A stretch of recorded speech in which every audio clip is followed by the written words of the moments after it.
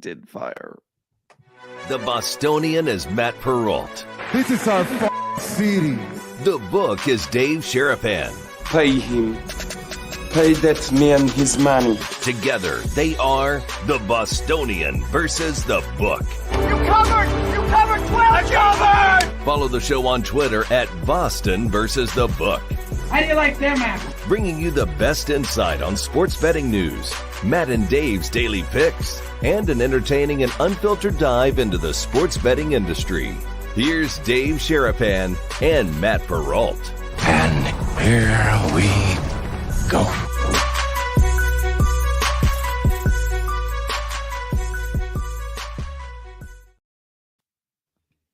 Happy whatever the hell day today is, Tuesday, right? It is the Bostonian versus the Book. Dave Sharapan, who is literally fighting it today, fresh out of the doctor's office today. Still got the wristband on.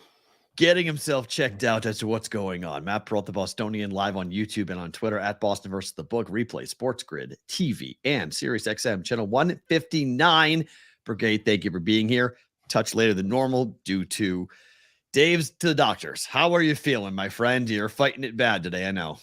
I'm happy that, one, there's a place to go that they can tell you whether you're going to make it or not. Two, it's fine as far as I ain't got no COVID. I ain't got no flu. That's good.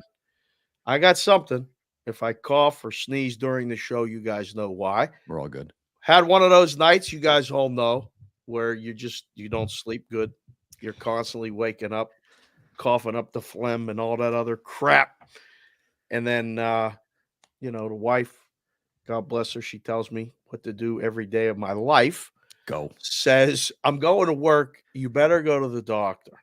So went to the doctor and got checked out. Got to pick up some prescriptions after the show. He said, you should really quarantine yourself from your wife and daughters. You're probably a little bit contagious. I said, can you call her and tell her that I have to stay in my room and watch games and do TV shows all day? Like for the next, Doc, how long is this going to last? He said, this could last the whole 7 days. I said, baseball playoffs, hockey games, college football. Can you send her the note, please? Because I'm going to be a little bit busy. Oh, it was great. But yeah, no, thank God. I was like, I got to get back. We got to do the show.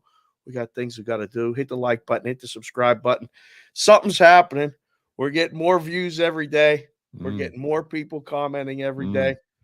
It's all because of these guys watching the show. Guys and girls. Right. It's everybody. We appreciate it. And you guys, when you're watching it on late night, if you are on X, Twitter, whatever, it is cool to see when you guys drop notes. So if you are watching it, we always like to see it. I'm always up at that time anyway. I'm always on Twitter at that time anyway. So it's always fun when you guys are like, hey, watching this show. We're on Roll Call Friday, we see it when you guys post your stuff on Twitter and say, I'm in this area code or this city and whatnot. So it's cool. So thank you for watching on the replay, listening on Sirius XM. I would love to figure out a way to find out when and how you guys are listening on Sirius XM, because it would be cool if we could add that to the Roll Call Friday situation, because we have, 34, 35 states. If you're listening on Sirius XM on Friday and you don't hear your state, tell us. Because I know there's people who are driving cross country, right, listening to XM in Montana and Idaho and Washington State. I was going through it, the states we didn't call out last week. Like, I think Louisiana wasn't on there. New Mexico wasn't on there. Oklahoma was. Was Vermont? Vermont was not. Maine, most in my neck of the woods. Like Rhode Island, Connecticut was not. Rhode Island and Mass were. No Vermont, no New Hampshire, no Maine. Yeah. So it's always fun. So just keep that in mind when you guys are listening. If you're listening on Sirius XM, just to let us know where you guys are at. Okay, let's get to last night. This is amazing. Historic lack of offense in the NFL this past weekend. This is one of those situations where you look at it and you're like, wait, how did this happen? I got to find the right tweet. Nope, that's not. Where's the right tweet? That's the wrong tweet. There's the right tweet. There we go. 25 teams in the NFL this year scored 21 points or fewer. That is the most different teams scoring 21 points or fewer in a game in a single week in the history of the NFL. Oh, my. So it's not just like, a couple of games, one or two teams This is 25 teams scored 21 points or fewer. What is going on, Dave? I wish I knew. I know it's good when you bet unders. I mean, you don't even have to sweat these things. Don't even get close. Well, last night was easy. Last night was a joke. That was a walk in the park under. I can't believe it. 3-0 unders in primetime games. We talked about it a little bit with me and Wetzel and Taylor. Do you think it's one, quarterback play is questionable at best? It's questionable at best for a lot of teams. Two, I said this, nobody runs the ball anymore. The value of running backs has been diminished to the point where they're having meetings or trying to get paid more because the running game is done. Well, if you don't run the ball, you don't possess the ball, you don't extend drives, and so now when you have to run the ball, it's 3rd and 2, you got to get a first down. They don't get it. They've resorted to the tush push. That don't even work for a lot of the teams now. So drives aren't sustained, which means there's a lot more punts and lower scoring games. And 3, I don't know if you agree or disagree, tackling used to be a real thing. You used to hit a guy, chest on chest is the way we were taught, wrap up and take him to the ground. They don't tackle no more. They don't even practice tackling anymore. But that would lead to more points. If tackling was a problem, we'd have more points, not less. I don't know, because now they're going for these hits, like just miss. Like there's no, I don't know. I don't know if it's causing teams to score more. I just know that the way the game is being played is a lot different than it was. I think we got away from football a lot and more 7-on-7 drills, it looks like. Look, the Olympics just approved flag football for a sport to be played in the Olympics. Men's and women's, or just men's? I think both, yeah. I think men's and women's. The sport was approved. So I'm assuming for both men's and women's, flag football was approved to be an Olympic sport. Yeah. So the game is changing. When I was in Nebraska, I had never heard what 7-on-7 was. I'd never even dreamt that was actually like a high school varsity sport. Now they play it varsity sports 7-on-7. Right. Where you don't play with linemen. You just throw the ball. You run the ball, throw the ball, but you don't play it the same way with 11 players. The game right now, I think when we were growing up, we went through a generational run of quarterback play that we may have taken it for granted. Because when you were growing up and I was growing up, like there were probably like 6 or 7 Hall of Fame quarterbacks playing at any time during the league. Like you just knew. Right. Like you watched Dan Marino, and even though Dan Marino didn't win a championship, you knew you were watching greatness. You knew you were watching something really special. Randall Cunningham, even, playing with the Eagles, like that type of talent that you'd watch and go, man, that guy, even though the team around him maybe not be, incredible, he's an amazing athlete. He's an amazing quarterback. And then it transitioned into the Brady and Manning years where, a lot of good quarterbacks, the Drew Breeses of the world that came through that were Hall of Fame quarterbacks that, weren't of the Manning and Brady level, but the next tier was really, really good. I feel like it's Patrick Mahomes, and then every other quarterback in the league has got something really wrong with him, like a big question mark. Josh Allen can't win the big one, throws too many interceptions. Tua's got concussion problems. You're worried about him. Just go through the league. Justin Herbert, if he was on a better team, I think Justin Herbert could be an all-time great. He's coached by a clown. I mean, he's legitimately coached by a court gesture. He had Anthony Lynn, who was awful, and he has Brandon Staley, who just is the worst coach. I mean, how does this guy have a job right now is unbelievable to me. And I look at Justin Herbert, I'm like, damn, kid, you are really talented. You're smart. You're big. You got a really good arm. You can put the ball anywhere you want it to be put. You're mobile. You can run. If you got to pick up first downs, you can do that. And you got to get coached by this guy that you got to go home and just go, I can't believe this dude's my coach. The decisions he makes are unbelievably stupid. So I was going to add to that, but that was pretty well said by you. I don't know which I can add to him particularly, but what quarterbacks did when we were younger and back in the game I mean, I don't know how long ago, they called their own plays.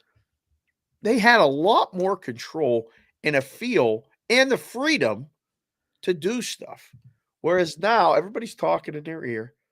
And we used to say this to the kids all the time when we were coaching them. Don't be robots. Okay.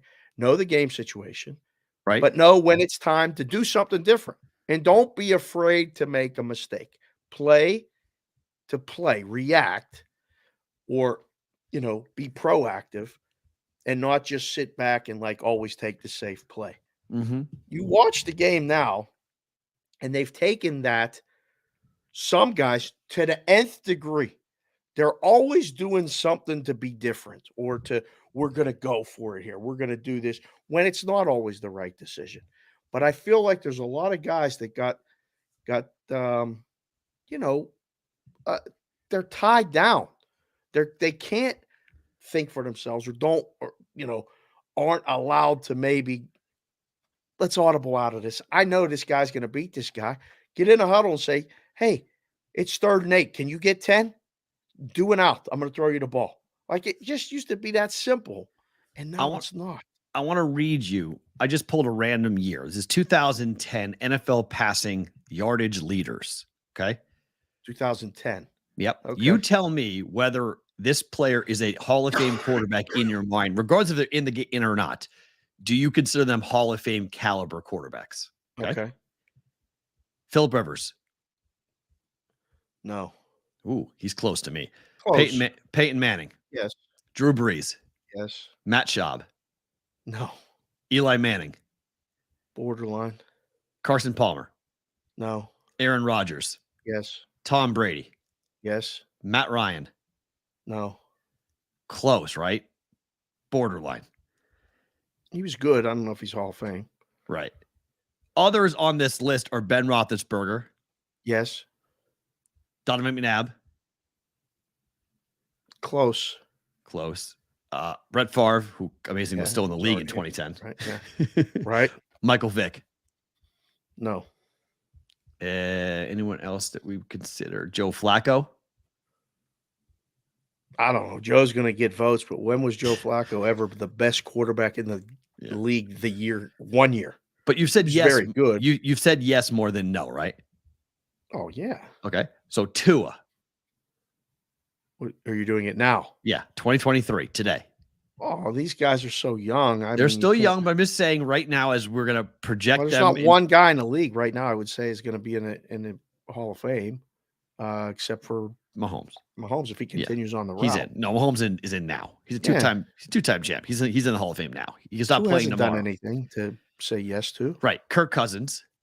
Stop. Matthew Stafford. Please. CJ Stroud's a rookie, but Jared Goff. Why are we doing this year? I'm just saying, Josh Allen. Come on. Jalen Hurts. Trevor Lawrence, Brock Purdy, Justin Herbert, Dak Prescott, Russell Wilson, Derek Carr, Lamar Jackson, probably. It's an unfair comparison, though. I'm just some saying of these guys are in their 3rd correct. year. I'm just saying the young kids, you gotta. I'm with you. Take the young, and maybe even Tua because he's so young. But we don't have. There's just not this group of quarterbacks that we are going, holy crap, on any given Sunday, this guy can will his team to a victory just based on his own abilities.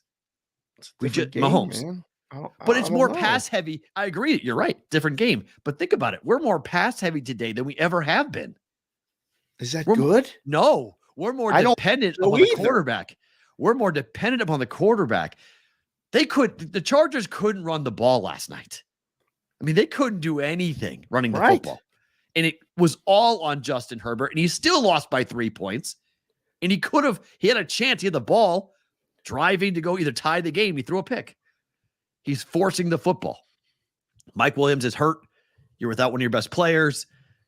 I look at Justin Herbert and I'm like, man, if that guy was on a different roster, send him to the Patriots. What would he do there?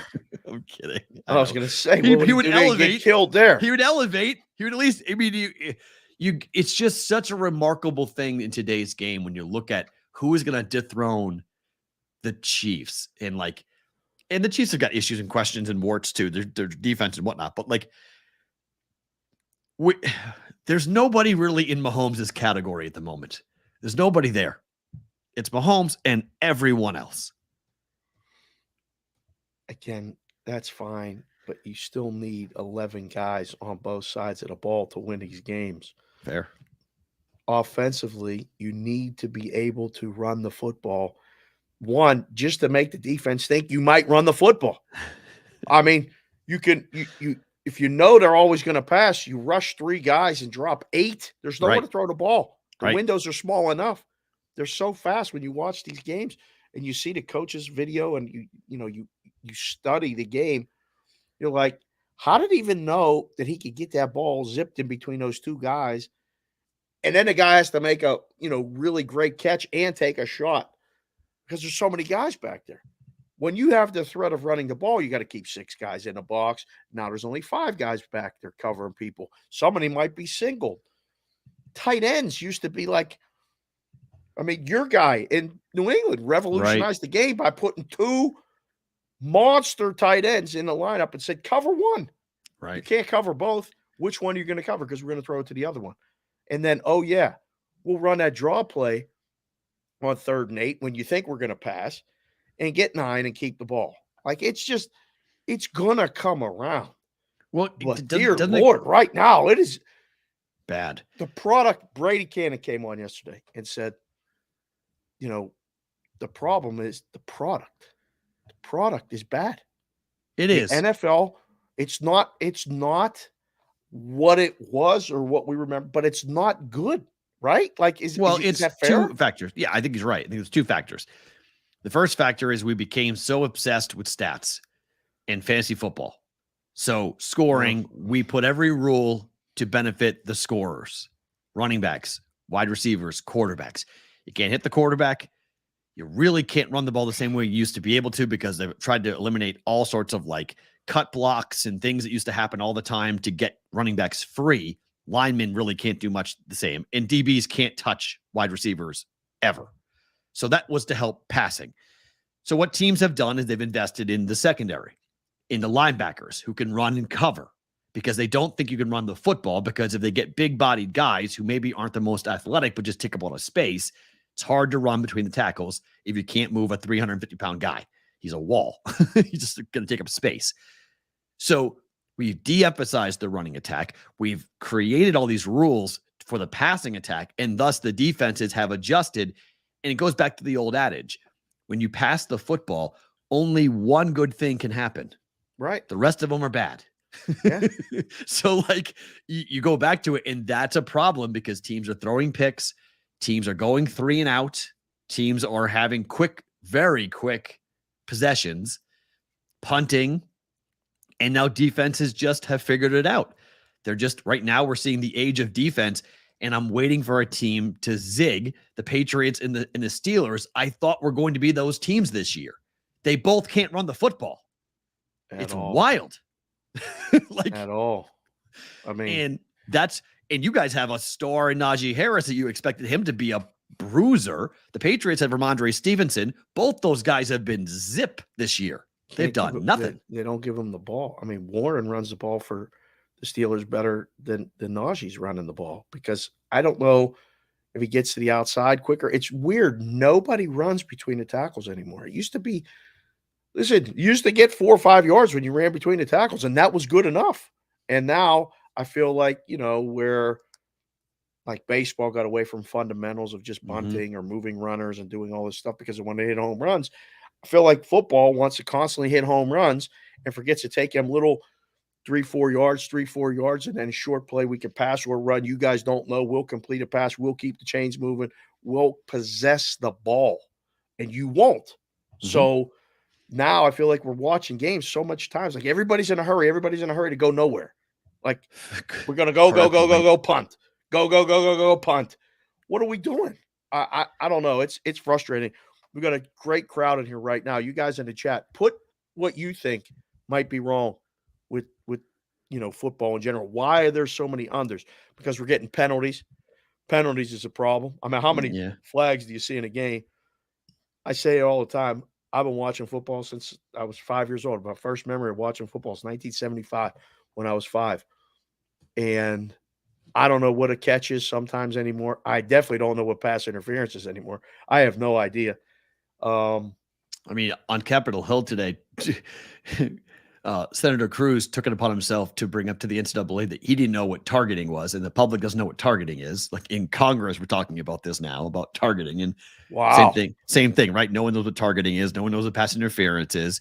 We've created all of these rules in the idea of protection and keeping our players safe in a violent sport, which is very difficult to do that. We saw Damian Harris get hurt over the weekend. Like, luckily he's okay with just a neck sprain, if you can call that just a neck sprain. But like, it's a dangerous sport we're playing. It's not easy. It's dangerous. These guys are gladiators. They're going out there and they're, a lot of them are getting permanently hurt, having things that will affect them for the rest of their lives. And they're being compensated well to do it, but they're out there for our entertainment. And yet we're trying so hard to make this game perfect. And the baseball analogy is perfect because that's what baseball tried to do. They tried to serve all the wrong masters until they said, screw it. Let's see if we can do tweaks with the game a little bit to help it be more user fan friendly. And so far it worked with the bases, the ghost runner, which I hate, but different, the pitch clock, stepping out, number of appearances that a reliever has to come in, has to face it 3 times. Like football needs to start looking at itself and going like, yeah, we're the king, but will we be the king always? Because our product is starting to get really bogged down and it's not nearly as fun. I mean, these primetime games, the big marquee matchups so far through week 6 have all sucked. They've all sucked. The primetime games are usually the showcase of the league, right? They're supposed to be the best games. At least be competitive. Like, the Giants and the Bills was competitive, was competitively boring, but it was competitive. Right. Last night was competitive. I didn't watch it. I didn't watch it till the end. I was watching baseball. Whereas it would have taken a priority, now it doesn't for me. It just doesn't. And I mean, we become spoiled with, you're right, with the fantasy and like a lot of people just watch Red Zone. They have flash score, wait for the score thing to pop up. They're not worried about watching a lot of the.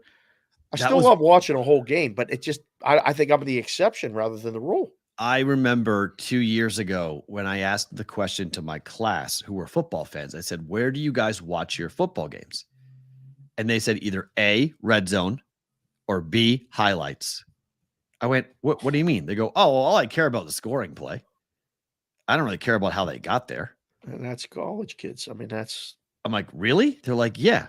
They're like, oh, yeah. I mean, I want to know how the play happened, but I don't need to know like why the 3rd down and 8 play was converted. Like, it doesn't matter to me. And I'm like, wow. They're like, yeah, it's the same principle with gambling. It's the same. This is where we are going with the younger generation, where gambling, fantasy, red zone, it's all about the ADD generation, about what impacts me and what's going to take the least amount of time out of my day to get what I'm after. And that has to be incredibly nerve-wracking for sports. Basketball, baseball, football, hockey. These are 2.5, 3 hour events. These are not little snapshots. And all the kids want, and the kids become adults very quickly. And if all they're looking for is, I want what I want, when I want it, how I want it, and I'm not going to sit through your bullshit until I get to what I want. Uh-oh. Right. Like, uh-oh. There's a whole question that I've got with that as to where we go. It's actually dangerous. You brought up the tush push, and this was quoted after the game by Dak Prescott. They didn't push my tush enough. This is an actual quote. When the Cowboys missed, they didn't push. Put that on the t-shirt? They didn't push my tush enough.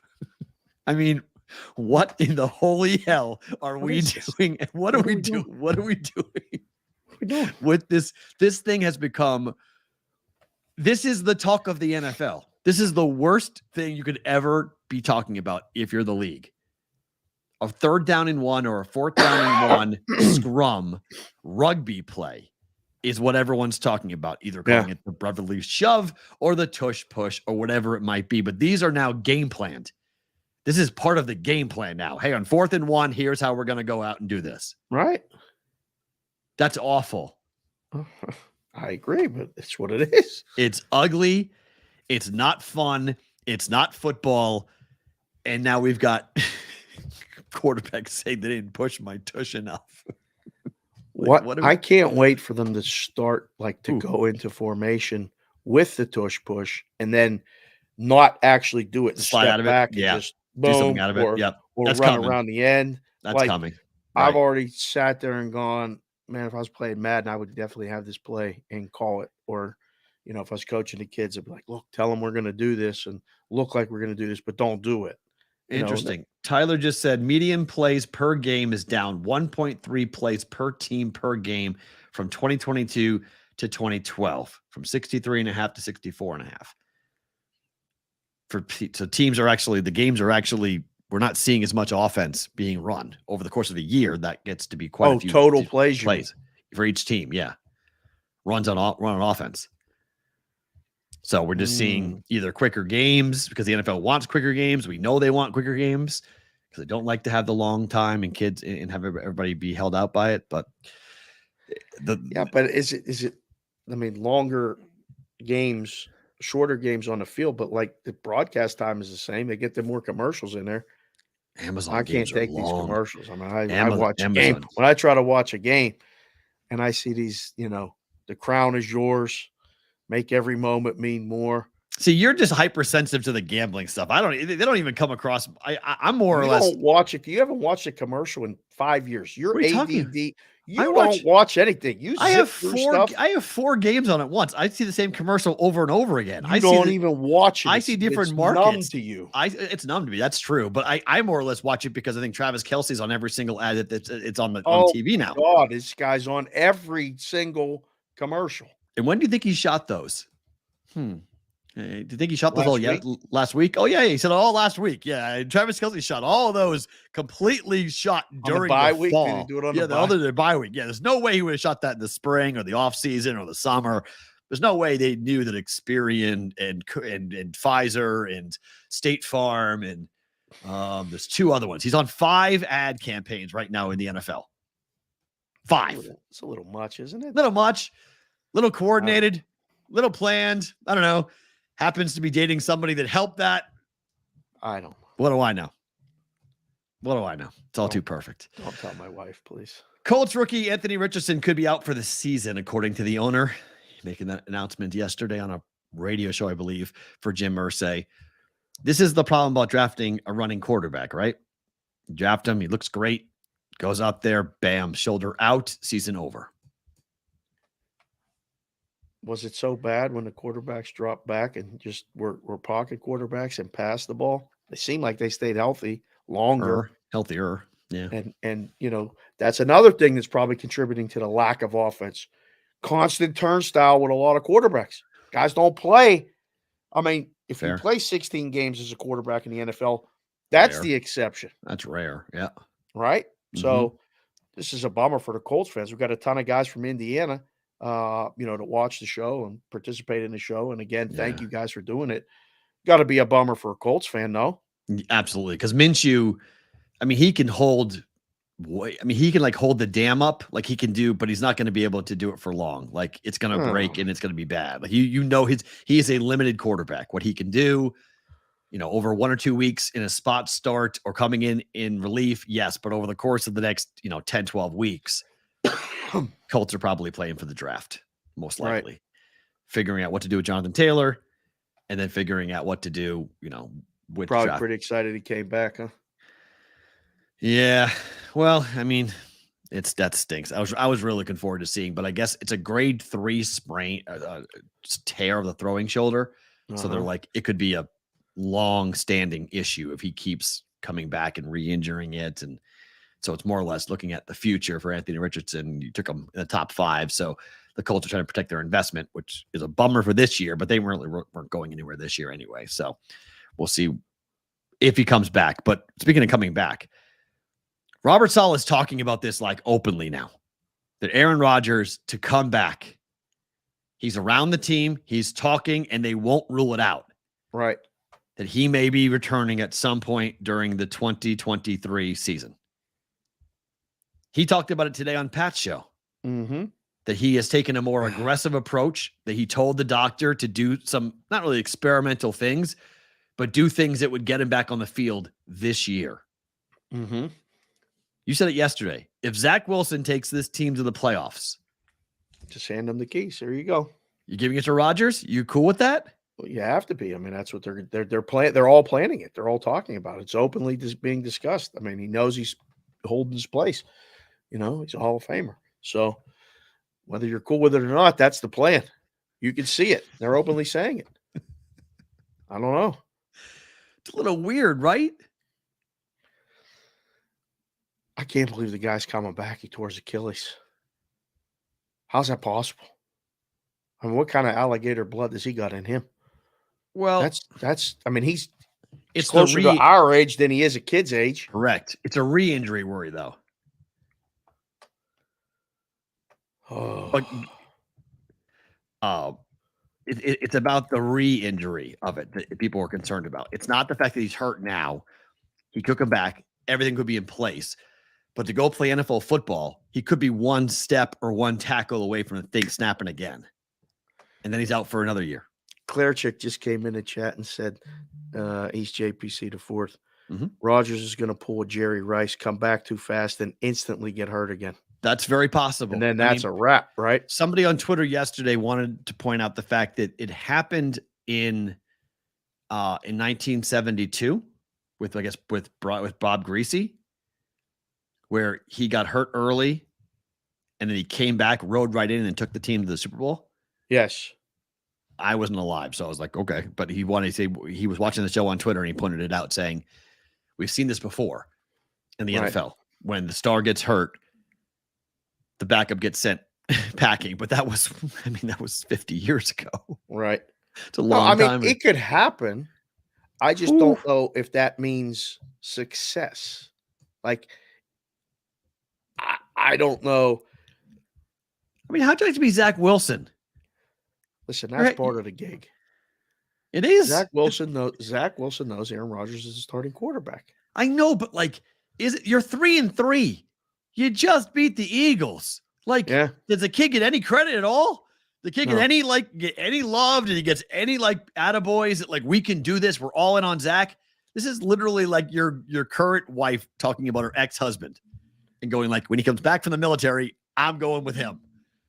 A little different than that. No, it's you. I mean, you're married to Zach Wilson for the next 10, 12, 14 weeks. Okay. And the second that he comes back, you're done. Goodbye. No matter what you've done, doesn't matter. I mean, Robert Saleh had to apologize for sticking his foot in his mouth about talking about the quarterbacks he embarrassed. I want to like this guy. I do. He's got diarrhea of the mouth. Oh boy. Shut up. Stop talking. Don't talk about Aaron Rodgers. Don't talk about him being your secret weapon or your binky, or whatever the hell you called him yesterday, about having him. He's walking me through everything. He's my secret weapon here for this. Bob, this is why Belichick's press conferences are really boring. Because he knows better. Just don't say anything. Just do what you're doing and don't tell anybody you're doing it. There's no need to publicly say anything about what's happening with the Jets. Zach's our guy. We are all in on this. Stop waiting and pining for Aaron Rodgers. Because if Zach Wilson sucks, there's nothing to come back to. Right. So what are you worried about what might be there? Worry about now. What's going on in your locker room right now? Today, Zach Wilson's your quarterback. If by some modern miracle, Aaron Rodgers is back, then you talk about it.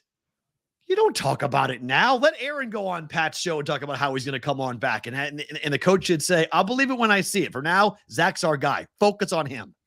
Because the team's going to do the same thing the coach is doing.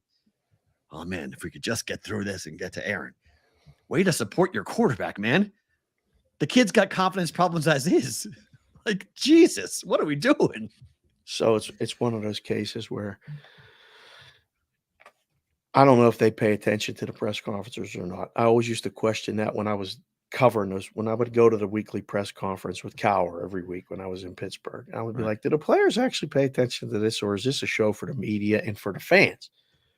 Because you got to wonder, if they do, they're like, man, he don't even believe this guy's the quarterback. He's waiting for him to come back. So you start to get those murmurs in the locker room amongst each other. And then you got this kid who's really trying. I mean, he's improved. He's not, what ultimately they would want or whatever, blah, blah, blah, blah, blah. But you're 3-3. Jets fans believe they can make the playoffs. Put it in the chat right now.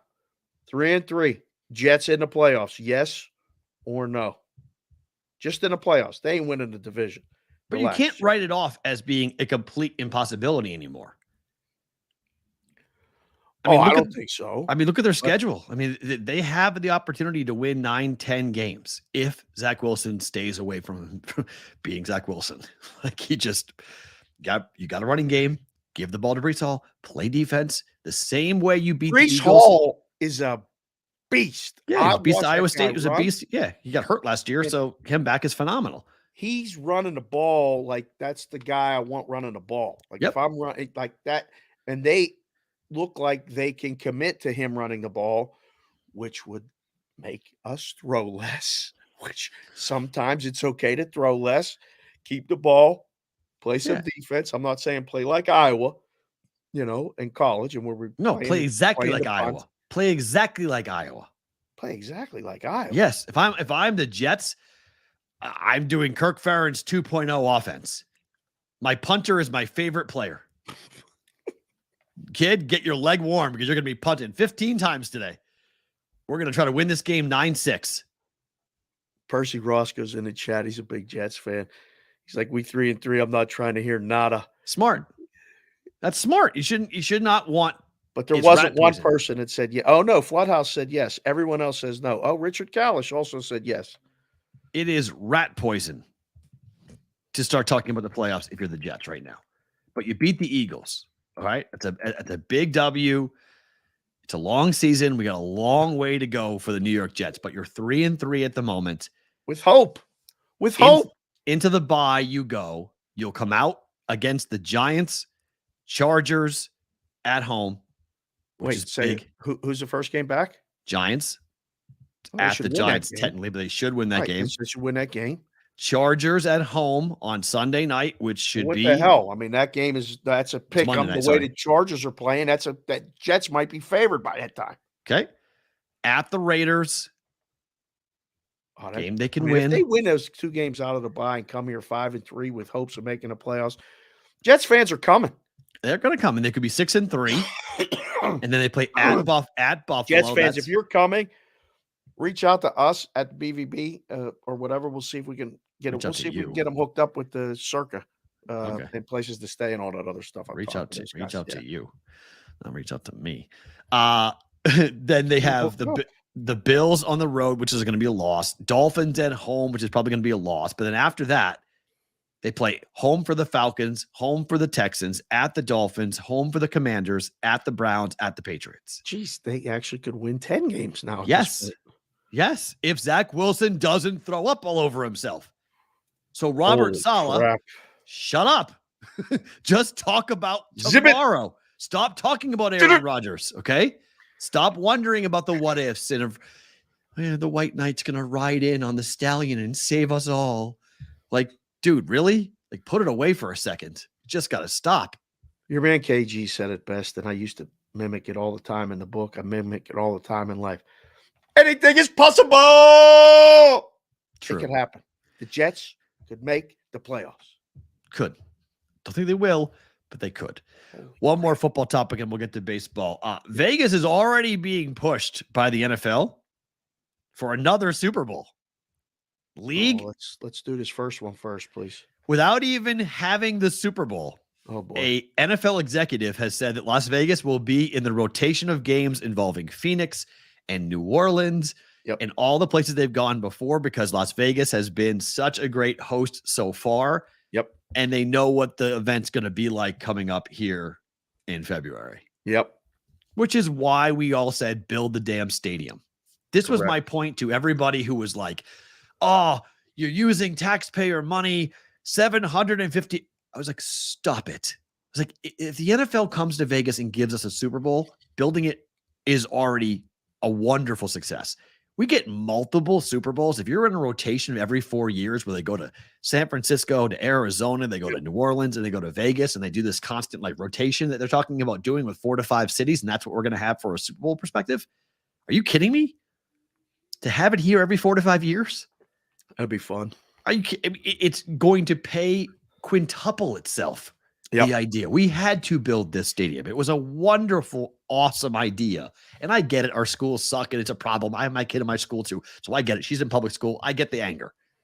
But from a city perspective, a job perspective, an economic impact perspective, the NFL is already in love with Vegas. It's beautiful. Can't wait. February's going to be awesome. Job perspective. It ain't helping jobs. But I disagree. What jobs does it help? There's already so many events I'm seeing ads for people for the Super Bowl, for coming in, for waitresses, for dancers, for servers, for bartenders. Oh yeah, little service jobs for a week. It's great. I mean, it's money. It's economic impact. That's money coming in. That's people getting jobs. People are going to have work for 2 weeks going into the Super Bowl. They're hiring interns. UNLV kids are getting hired to do events. It's going to be big. It's a big, all that stuff adds up over the course of a 2-week stretch that the league's going to be here for. So hotel rooms. It's kind of carpetbag, and they come in, use you, and leave. Of course, but that's what every big economic impact. How is CES any different? It's the same thing. They come in 2 weeks and they're out. It's the same. That's what we do. We do that. What was G2E? It's the same thing. They come in, they got. Would have had the people pay for the stadium. No. What do you mean? Who paid for that stadium? Well, the room tax came from people who stay on the strip. There's a 1% room tax that was added to pay for the $750 million. The bonds that were purchased. Local people, we didn't get charged for the Raiders stadium. The Raiders stadium. Right.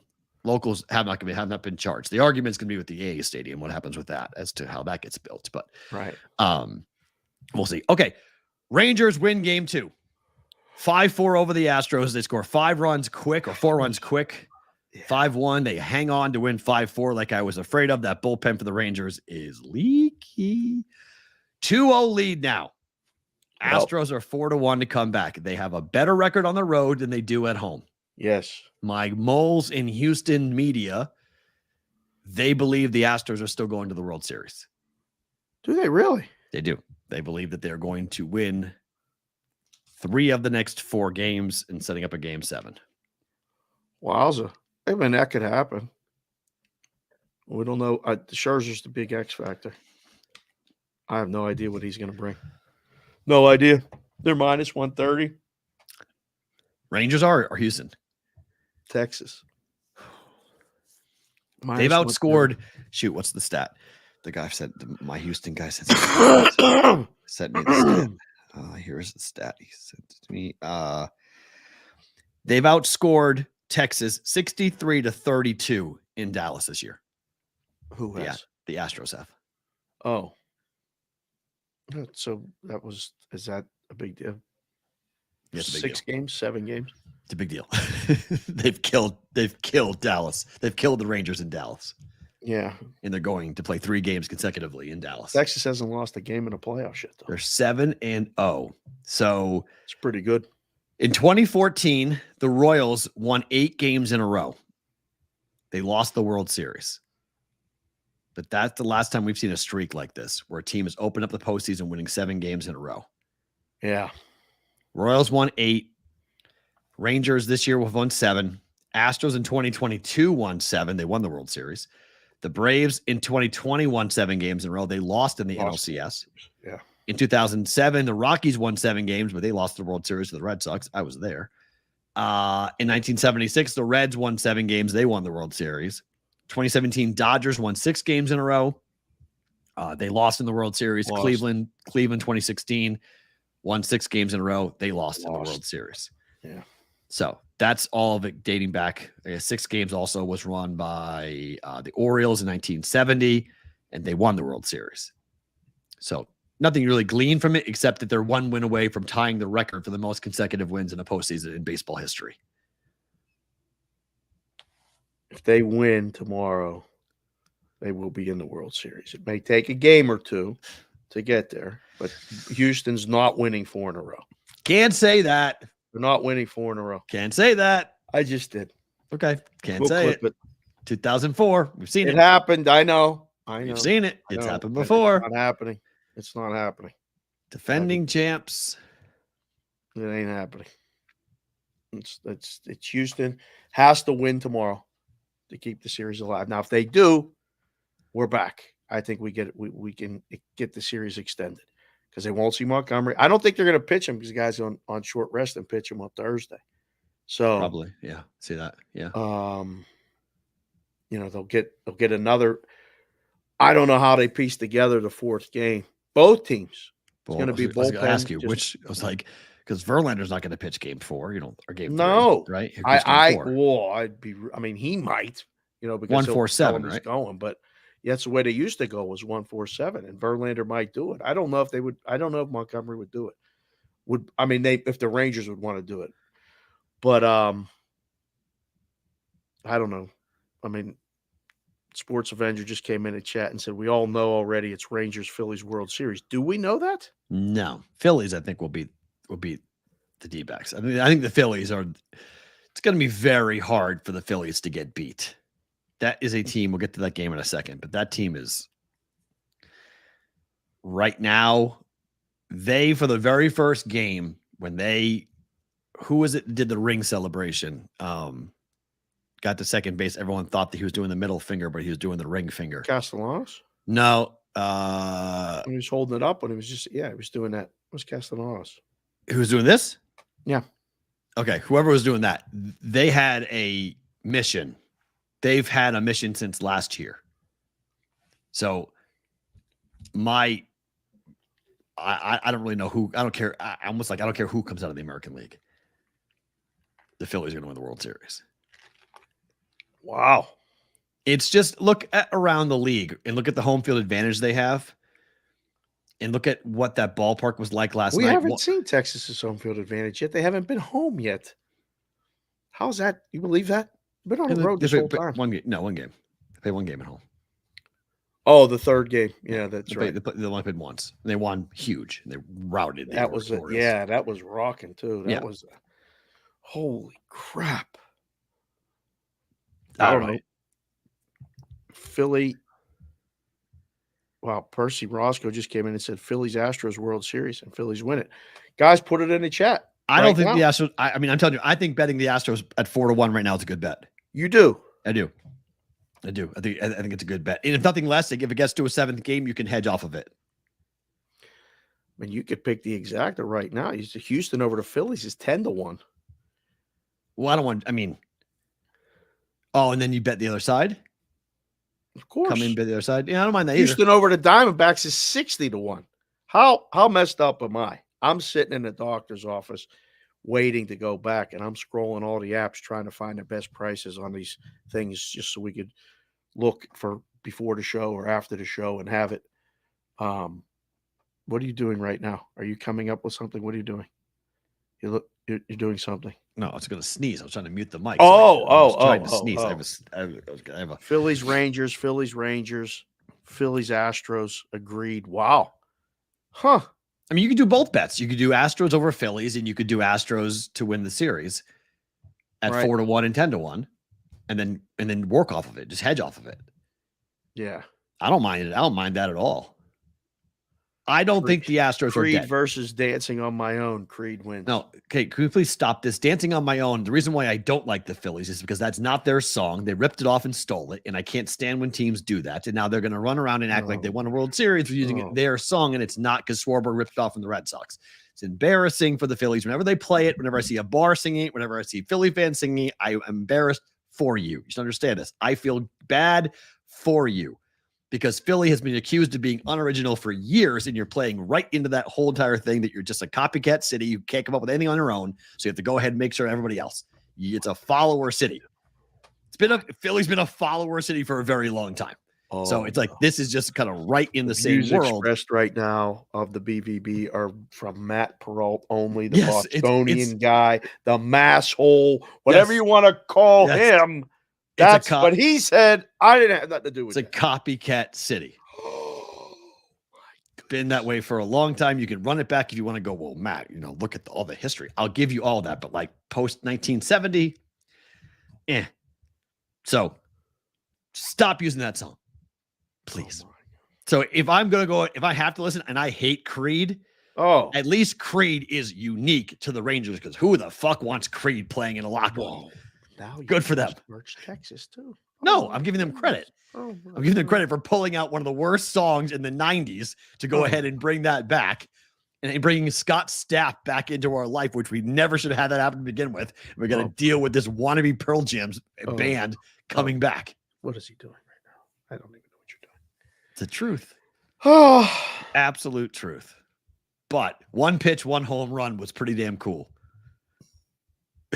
I mean, you want to set a fire, you want to let off fireworks in Philadelphia. Gallen fastball, bye-bye. One swing, 1-0, game over. Schwarber went up there with one purpose.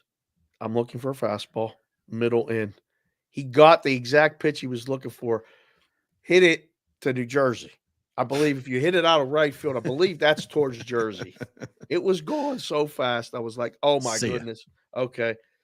Second batter out. Harper comes up. Or no, second batter got on, I think it was. And then Harper came up and hit his home run. It was done. It was 3-0. It was Zach Gallen threw what was a stat? Like 59 of 60 pitches. Zach Gallen, his last 60 starts, has opened a game with a fastball. And the Phillies knew it. They did. They knew it. They watched the tendency. They watched the trend, and they waited for Gallen. He starts every game with a fastball. Threw Schwarber a fastball. He tattooed it. The best is when, we used to tell the kids that I'd watch the other pitcher warm up, and I'd have, I'd go watch games in between games, and I'd be like, listen, she's going to start you with a fastball. Just look for the fastball. If it's not, let it go. Strike one. Right. She throws a change or a curve or something. Let it go. Right. But I'm telling you, look for the fastball. When you're looking for it and you get it, it's like batting practice. Don't matter how fast it is. You're looking for that pitch and you get it. Goodbye. See ya. Goodbye. Crushed. And then on his birthday, Harper goes deep. Celebration goes off. Arizona made it a little bit competitive, but still a 5-3 win. What do you do today? Numbers 165. D-backs are going to face Nola, who's been just dumb good. Yeah. I like the Phillies again. It's hard not to like the Phillies today. Yeah. It's really hard not. It's weird because I got all these positions and all this. I got it nailed. I don't have to do anything anymore. And I'm going to make, no matter what happens, I'm going to make a decent amount or a really good amount. Like it's the work is done, but I want to keep adding to it. It's taking away from my wanting to bet on the individual games. Right. Which is exactly what happens when you work in the book. Like you're constantly working, and then the individual games come and you're like, it's nothing. We only need this game for like 180,000, and you become, it's so weird. You become numb to it. Like I'm getting a text last night as the Phillies are going, and my buddy Norm and his son Nate, I think they're going tonight. So Nate's undefeated. It's done. Like, they're talking about coming out to try to go to Arizona to watch them clinch in Arizona. And I'm like, gosh, they didn't clinch nothing yet. Relax. Like, save that trip for the World Series. Right? Do that in the World Series. Don't do that for an NLCS. Watch the clinching game in a World Series. That's what you want. Way more fun than winning the pennant, win the World Series. This comes from a Penn State Schmier College of Business graduate, a guy who works for the Action Network, Shane Trail. Oh, yeah. Yep. Philly starter Aaron Nola finds himself in a productive situation tonight. In his career, when the Phillies' Aaron Nola is pitching at home against a non-divisional opponent, and he is more than a -140 favorite, okay, he's 25-3 straight up. It's pretty good. 90%. Yeah. So that's bad news here for the D-backs. Price should be higher than -155 then. Yep. Right. So just FYI, it sure feels like a 2-0 lead for Philadelphia. Yeah. Not telling you to lay 150, 155, 165. It's expensive, but I don't hate it. If you want to just take the money line. I said if you lay 155 or 160 when the line should be $2, that's a good bet. Right. It's juice, but that's nothing. I don't know. There's ways to bet it that you don't have to lay that juice, but sometimes the money line bet is the best bet. So I don't know. I'll be watching it later. I'm getting a text now from the kids producing the show. What are you looking at? I'm like, I'm watching baseball, and there's hockey, and we'll get to that here in a second. Right. There's a lot going on. I want to talk about football. We talked about it here, but there's nothing to look at tonight. No, tonight? Well, last night? No. Yeah. No, right? Not on Tuesday. No. Tuesday. Yeah, Tuesday, I Wednesday. No graphics for nothing about that. Nothing. Tuesday, Wednesday, I don't believe should be football days. Thursday, Friday, Monday, Thursday, Friday. Well, I like what we do here on BVB. Like we kind of look at the college slate on Wednesday. Yep. And pick the games we're going to talk about. Yeah, I mean, and which game we're really talking about. There's only really one game. I don't know. There's more than one game to talk about next week. No, I mean, there's really one game. For you, there's only one game to talk about, but there's other games going on, other big games in college football. There's some big games in college football going on that we'll get into Wednesday, tomorrow. Thursday's NFL. We go through the NFL slate on Thursday, and then Friday we do it all, and we mix picks and plays. Right. Okay, one more quick baseball story. Trevor May retired yesterday, pitcher, and on the way out decided that he wanted to just go ahead and flame everybody. To John Fisher, he said, quote, "Sell the team, dude. Sell it, man. Let someone who actually takes pride in the things they own something. There's actually people who give a bleep about the game. Let them do it. Take mommy and daddy's money somewhere else. Dork." This is what we're getting, Dave, here in Vegas. This is what we're getting. We're getting guys that when they're retired, rather than thanking their high school baseball coach or their college baseball coach or their wife or their kids and their family. No, during his retirement announcement video, he takes time out to call John Fisher, the owner of the A's, a dork. Was he lying? No, but I don't know if he was lying. I mean, that was a rough season. I mean, you got outdrawn by minor league baseball teams all over the place. Is that part of the exit interview? Do you think he said that? Is he cleaning out his locker? Is that dark? Do you think there was an HR person there sitting with him while he was doing it on the way out? Like, hey, Trevor, we got to sit down and just for the file. Let's do an exit interview. What'd you think of the team? What'd you think of the ownership? John Fisher's a dork. Did you ever do one of those exit interviews? Have I ever? Yes. They're so dumb. They're so bad.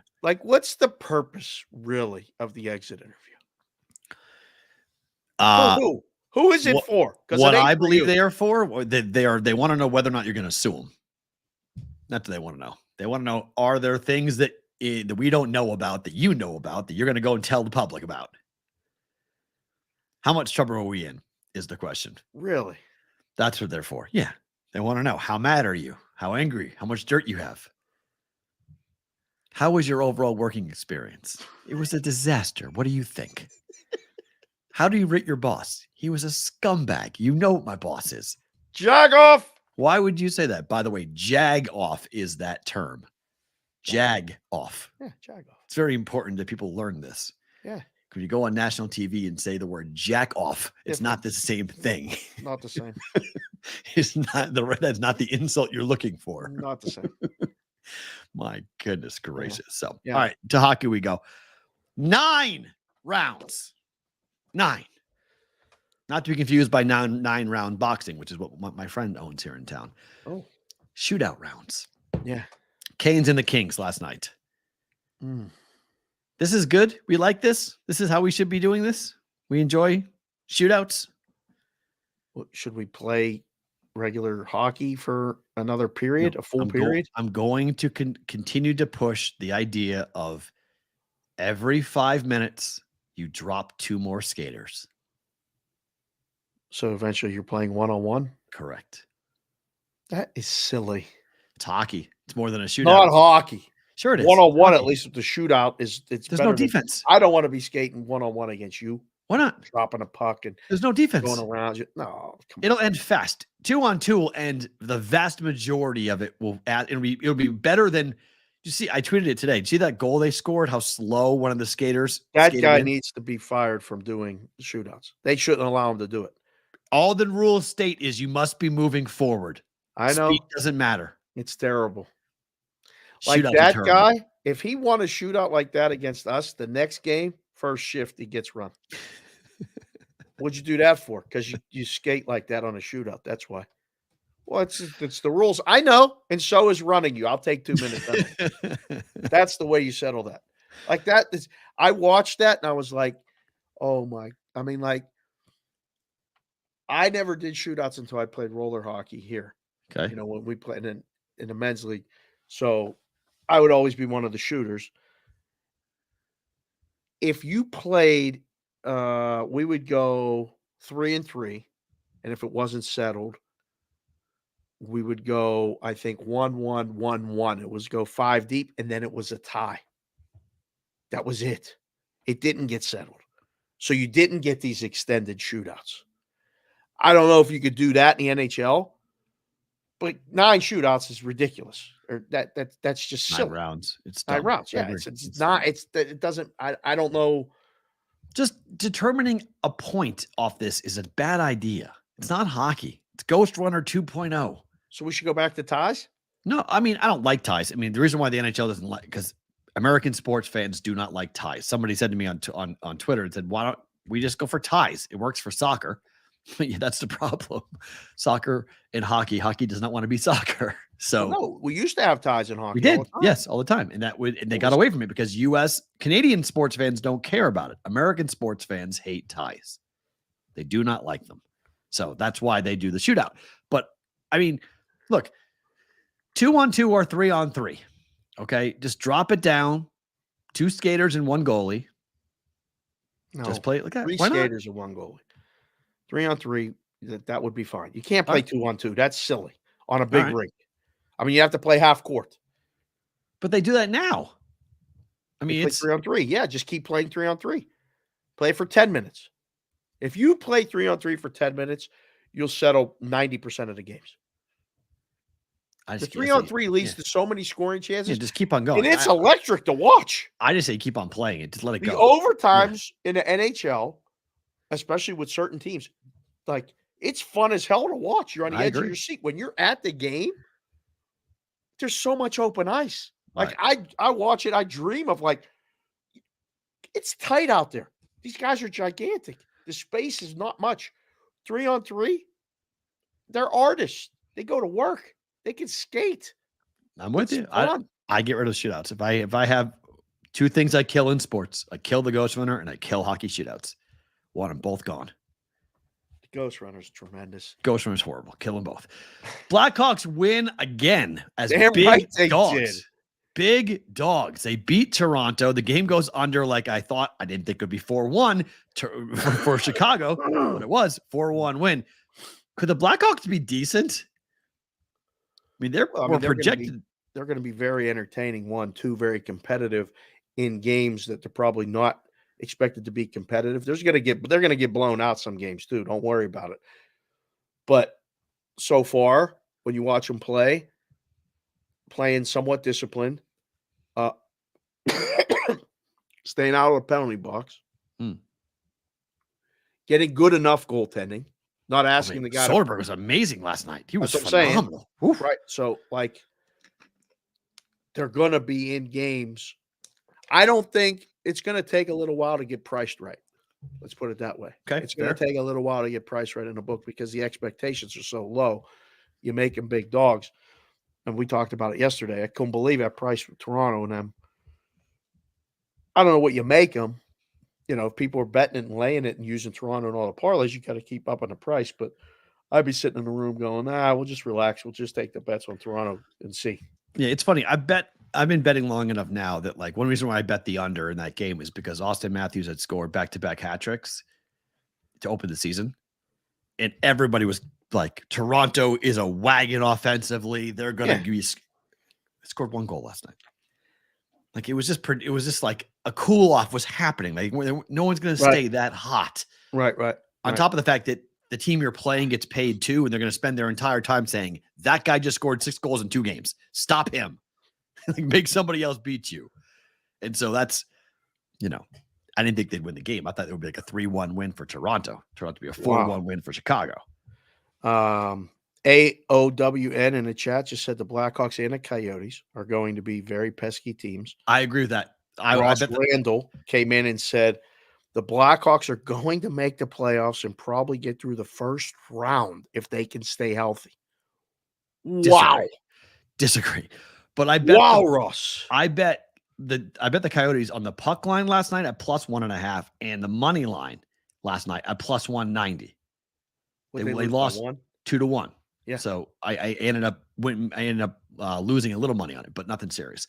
And I think the Coyotes are going to be better than people think. I am on board with the idea that the Coyotes early in the season, with the depth not being an issue. Like everybody's healthy right now. Agreed. So the younger teams are going to be competitive if they get the goaltending, and they have capable goaltending. So they're going to be okay. Yeah. So tonight in Philly. Yep. This is a tough two. You could kind of do half the Flyers game and then go to the baseball game. Kind of tough. But you got a hockey game at 6 o'clock Eastern. Oh, there's going to be some traffic at that joint. Oh, you think? Parking lots. Yeah, they share parking lots. Oh, that's so right down the street there. Oh, Wells Fargo and the bank are going to be, both going on simultaneously in Philadelphia tonight. But they're starting the hockey game early because of the baseball game. So they got it at 3 o'clock our time. Right. 6 o'clock Eastern. This game will go off with Vancouver and Philadelphia. Some interesting stats here, if you're curious about what happened last year. Vancouver was the number 2 team in hockey last year on the road to the over, 27-13-1. Yep. Philadelphia was 23-17-1 to the over. Is that a 3-ring notebook? Yes. Is it really? Look at that. That's Vancouver 0-1 this year on the road, 9-7 goals given up so far. Demko, do we know the goalies yet? It was supposed to be Demko. Get this. Let's see, starting. I'm getting very angry at the NHL already with the starting goalies being swapped out. Demko expected. Hart expected. Good. Okay, so that's how I bet. Not confirmed though. Yeah, like other teams have confirmed. Right. So Demko is 3.65 goals against average on the road last year. He had 3.13 against Philadelphia. Philadelphia's had 7 and 6 goals scored in the first 2 games. Carter Hart, 2.86 goals against average. 6 goals in 2 games given up last year. I think this is all offense tonight. Over. Yep. Agreed. 6 over -15. Let me see what the current. I went over higher than that. 6 over a quarter. Wow. 6 over a quarter is everywhere. And 6.5 under -1/4 is everywhere. Yeah. So I laid 105 to the over 6.5. Okay. I went against it. Own says it's Demko. So yeah, over for this game. Right. There you go. Arizona's on a back-to-back at the Islanders. These back-to-backs are brutal. They're hard to price in a book. We used to go back and forth. Me and this, T. Foss, Tommy, one of my dear friends who was a hockey guy that did it. We did it for years together. He valued them a little bit more. I was terrible with it early. I got better with it later, and especially when you knew the goalies. Yeah. Who played goal last night for Arizona? Ooh, the guy whose name I can't pronounce. Is he playing tonight? Arizona tonight. I don't know. Chad, tell me who. It says Verjmelka. Yeah, that's the guy who played last night. I can't say his name. Okay. Verjmelka is playing tonight. Confirmed. Confirmed. So, okay. Sorokin's playing tonight. Yeah. Under. 6? Let's see. This is an under game. Probably. Oh, yeah. 6 under 20 now. 2-1, 4-3, 2-1. First 2 games for the Coyotes, both on the road. 3-0 and 3-2 for the Islanders. So yeah, under. Yeah, I think under's probably a good play there. Other side is the only 7 on the board. Tampa at Buffalo. Sabres are favored, which is good for me because I'm on the under 96.5 points for Tampa. So they're 0-2-1. They only have 2 points on the year. Could lose this game and open up 1-3. I think Buffalo's going to be another pesky team. Young talent. Can score. Give up a lot of shots. Give him a lot of goals. Johansson and Levy. Levy's confirmed for Buffalo. Okay. Johansson expected for Tampa. Wow. 7. I love betting over 7. You do? I do. Yeah. So it's 'Cause kind of like college football when it's 36. You bet under just because it's that low, it's going to stay low. It's a that lot high, of it's going to go times, high. Yeah. When we give you a total of 68 or 71, and you guys, people bet under, and you just go, okay, it's Right. it's over the speed limit by midway through the third quarter. You're like, yeah, it's 32 or 31 to 28, 59 Right. with Like Oregon. with third quarter still playing. So good luck with that. Yeah. Oregon and Washington. Yeah. I want Tampa to win this game. I'm not betting it, but I'm watching it. All right. How about Edmonton? They're 0-2 on the year. Yeah, you have this graphic must win tonight. It's not a must win. Okay. But 0-3 start for Edmonton is really bad. I agree. It's As I not. was writing, I was saying, okay, this is kind of a hyperbolic statement, but 0-3 is 0-3. It is.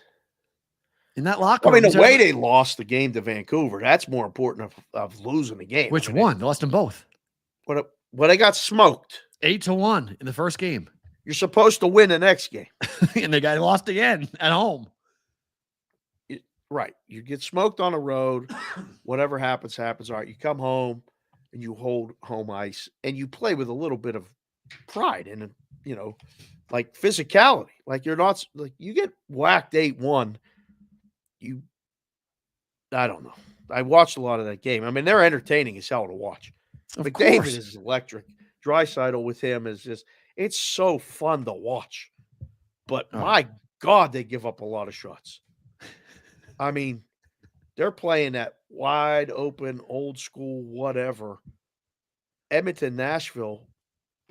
How are they not using 7 for this game? Contrast in styles. Edmonton, Nashville is not scoring at all. Edmonton's favored, huh? Yep. It should be. Why? Because it's a huge game for them. They need to win it. Saros has been good. The 1-2 with a 2.05 goals against average. Nashville's 1-2 on the year. 5-3 in the opener that they lost. That's the only. Nope, that was last year. Sorry, what was that? Where is that game for the Oilers? Wrong game. That was. No, that's right. 0-2 for the Oilers. Yeah, so they lost to Vancouver twice, and then the Preds have lost to Tampa, Seattle, and Boston, or played Tampa, Seattle, and Boston. Lost to Boston 3-2, lost to Tampa 5-3, and beat Seattle 3-0. That's why the only hesitation is Nashville. Like every game for Edmonton, they're the number 1 team to the over on the road. Vancouver was 2, Edmonton's 1. So it's a good bet to bet the over, but Nashville may not be interested in doing that. May limit scoring chances. I don't know. Put it in the chat. We got over 100 people in here watching this thing right now. You guys are liking hockey, watching hockey, betting hockey. Edmonton or Nashville? Who you got? I like over. I like over in the Oilers.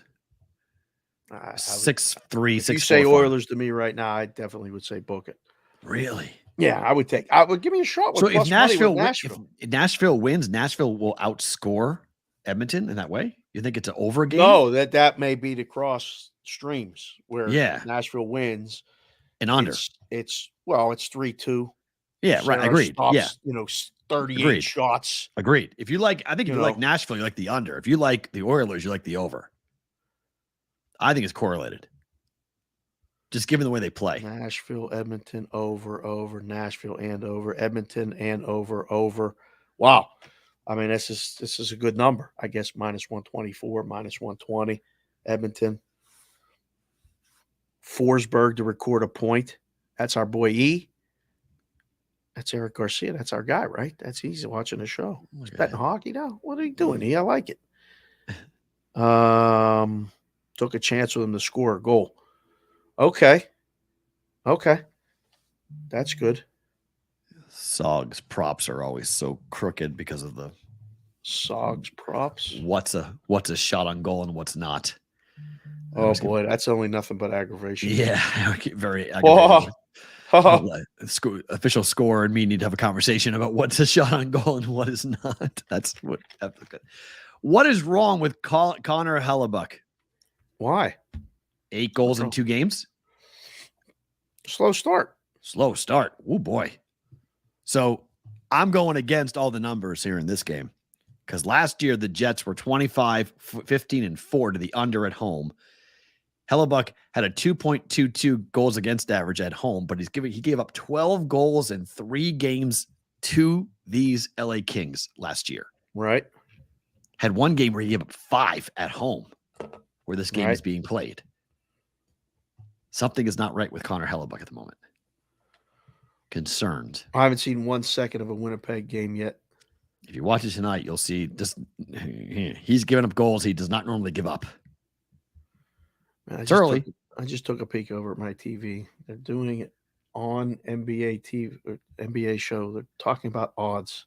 Yes. And stuff to win. Just because the odds are there, shouldn't you have somebody that might be qualified enough to talk about them? Because they don't know what the odds are. Where's the space going? Just reading a board. That's all they're doing. That's right. I can't take it personal. Just reading the board. Oh, read the board here.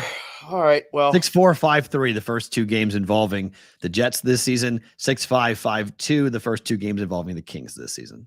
Over. Correct. But the numbers last year would say under. In the betting under 6.5 under minus 120 right now. Yeah. Over. Minus 25. Wow. I don't know. I like these early season overs. Me too. A lot of times. Except in this game, because I got up and drove to That go. was impressive. I went and got the only 6.5 on the planet. It was good.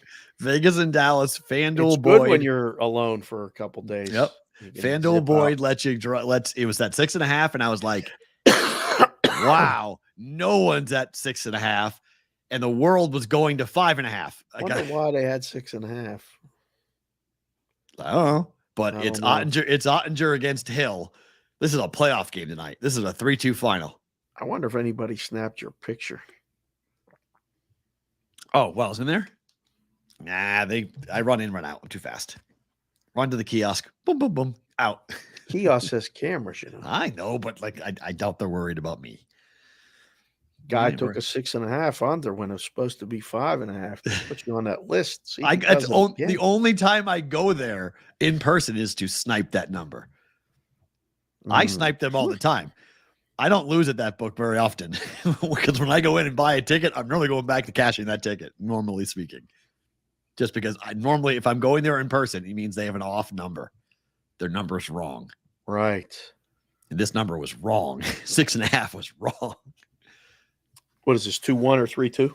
3-2 final in my mind. Yeah. Yeah. It's a great tonight. If you're Dallas is favored? Yeah. Dallas is favored. 4-1. Whoa. You are frozen. Mikey Awesome got you. They're clipping that and they're going to put that in every video. That one where there was, oh my goodness, they got you. Something weird's been going on. You froze like 8 times today. It's very weird. It's funny because I don't see myself freezing once. Good. Okay. That's good. Maybe it's just on my end then. That's good. Okay. Yeah. You've maxed your audio never gets all max headroom. It's been going all max headroom today. It's weird. I don't know what's that's good just on your end. Yeah. I was gonna say before Sports Grid, you may want to reset your router. But yeah, this is a 3-2 final. And if you're going to the game, it's gonna be awesome. Vegas has won every game on the puck line, 4-1, every game under, every game on the puck line. I don't understand why they're dogs. This is I don't know, because it's a huge game for Dallas. Walk into the Cup champs. Aiden Hill's new goalie helmet tonight is phenomenal. Yeah, I saw that. Ooh, baby, that thing looks sweet. Gorgeous. So you like Vegas tonight? Yeah. At home? The line's wrong. I like the under. But yeah, line's wrong. Fun game. Really fun game. Late night tonight. If you guys on the East Coast after baseball's over, find this game. It's going to be a war. I had a ticket tonight. I turned it down because I didn't feel good. Yeah, stay out of that. I was like, listen, man, I really ran hard last week. I was out. Don't go to a rink. I appreciate the offer. Guy says, you want to go to the game? I got a ticket. He didn't even ask. He just told me he got a ticket. It was unlike some other people say, hey, you want to go to the game? It's $150. Oh, all right. I'll pass. I mean, at least tell me you're going to charge me. This guy didn't. Right. It was a freebie, and I said no. So you like under? Mm-hmm. Obviously. 6.5, yeah. Get the best price in the world. If I get lose. 4 too. Even if I lose, I'm good. Right. What I'm hoping for is a very slow first period. Get this thing down to 3.5 and bet over. Yeah. Have 4, 5, and 6. 4, 5, and 6 working. Yeah. That's working right there. Yeah. Try to middle it and get all 3 and knock out the middle on that. So we'll see what happens tonight for hockey. Okay. Let's talk a couple of things before bet it or book it. This is one of those stories that we're going to show our age a little bit on this. But Showtime is exiting boxing. Yes. 2023, they will no longer be airing any live sports. Showtime Sports will shutter at the end of the year. PBC has had this deal with Showtime, been the main provider for fights since 2013. PBC is taking their fights to Amazon or DAZN exclusively, and they will cut out Showtime. Major layoffs coming to Showtime, including Steven Espinosa, who's been running that thing for as long as I've been covering sports. Good thing, bad thing, indifferent? What's your reaction to this? I don't know. I was going to try to get our guy Eric, who's here, cover. Raskin. Yeah. Eric Raskin, yeah. Because I saw his tweet actually is what prompted me to even see it. Okay. Because he said I'm an independent contractor, so it's different for me than for people who. Well, Al Bernstein, Al's a friend of the show. He's been on the show multiple times. Al's been the voice of Showtime Boxing. I didn't want to reach out to Al because I don't know how he's going to take it. I mean, at some point, I would love to talk to him either on air or off the air about it. But I mean, Al's the guy at the end of his career, and watching Showtime Boxing going away, I'm sure for a guy who's been with 20 years, been calling fights for Showtime. Yeah. And now watching Showtime getting out of the boxing game entirely. Surprising. To me, it's surprising. Given the fact that live sports are the one thing that people are still watching. Appointment viewing will schedule whatever it is they're doing when the game is on, when the fight is on. Yeah. You don't watch that usually on recorded. Do you watch anything sports-wise on recorded? Oh, yes. Sometimes I do, but nothing with a boxing fight, nothing like that, no. I mean, I do it so I can watch it fast without the commercials later, and it's because I was doing something else. Or watching something else. Like, I'll tape it if I'm watching something, I have, like, with the NFL, I get 4 games to watch, right? So if there's a game I know I want to watch for whatever reason, but I don't want to watch it live, I'll tape it and watch it back later in the night. Right. Just see how it happens. I did that with the Dolphins and the Broncos game. I wasn't watching it live. I wasn't watching it live. I went back and watched it recorded and just watched it fast. Right. The game was over pretty fast. So yeah, I mean, I watch those games like that. But for fights and whatnot, it's weird to see a network like this, a brand like Showtime, say, okay, we're getting out. Up, right. That's what I thought. I was like, wow. Big fights were always on HBO or Showtime. Just always. I mean, Mayweather was Showtime. Right. That's every fight was on Showtime. That was and the lead up to the fights, the 24/7s and all that other stuff was just great. They did great work. It felt big every time it was on there. So when we talked to Steven at the Super Bowl last year, we had him on, and talked about the future and what fights were going to look like, and just kind of stunning. And I know for a lot of you youngsters who maybe in your 20s, you don't remember the big fights on Showtime or like what it was like here in Vegas. But I mean, HBO and Showtime fights on a fight weekend was a big damn deal. I mean, there were a lot of things that went down. The UFC has changed things a lot. Bellator is for sale. So that was Showtime's other big property. And Bellator will be sold. So where that goes is a big question. So Showtime won't be carrying. That's why they're getting out. They're not going to carry Bellator. They're not going to carry fighting. Like, they're out of sports. Does entirely. Bellator go away? No, Dana White has talked a lot about, like, he wants Bellator to exist, like to have a feeder system, to have that like hierarchy. Like, it works well for different promotions to be out there because it keeps the sport in the public eye. And if someone does, like Michael Chandler, someone does well in Bellator, you can move up to the UFC and bring a fan base with you, and the UFC can benefit from that. So Dana doesn't want to buy Bellator, but he's been asked numerous times about the future of it. And he said publicly he would like to see Bellator continue and keep going. But, we'll see Is if they anybody win. making any money doing this stuff? Yeah. UFC is valued at $6 billion. Oh, no. I know what these things are valued at. It's a whole different story. I mean, like broadcasting sports. Like who's making, like the money is just not what it was. Well, the competition's way higher than it ever has been. I guess. Like everything is diversified. Everything is splintered. So the problem is that we don't have the same type of, we have an old construct for a new world. Like we need to get into and you're fighting it. Old construct, new world. Look at that. I like that. But the new world is watching things on your phone and your tablet, which you don't want to do. Oh, I hate watching. So I would never watch a fight on my phone. I watch them all the time. Snooze fest. I watch them all the time. So that's the point. That's the point. That's the new world. But the old construct is put something on TV, either charge pay-per-view or sell ads, or charge pay-per-view and sell ads. That's the new way. Right. The new way is to do both. Or charge you a subscription fee and sell ads. That's the new world. Is it working? I mean, Disney Should we Plus charge BVB subscriptions? People keep asking me that. I don't know. We have to ask you guys. I don't know how we're going to approach that. I mean, YouTube wants us to dramatically. YouTube wants us to have memberships. Like they're pushing us. They offered us money. Literally, they said, "You turn it on, we'll give you money."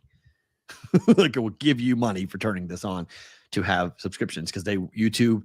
I think one day YouTube might be a subscription service. Period.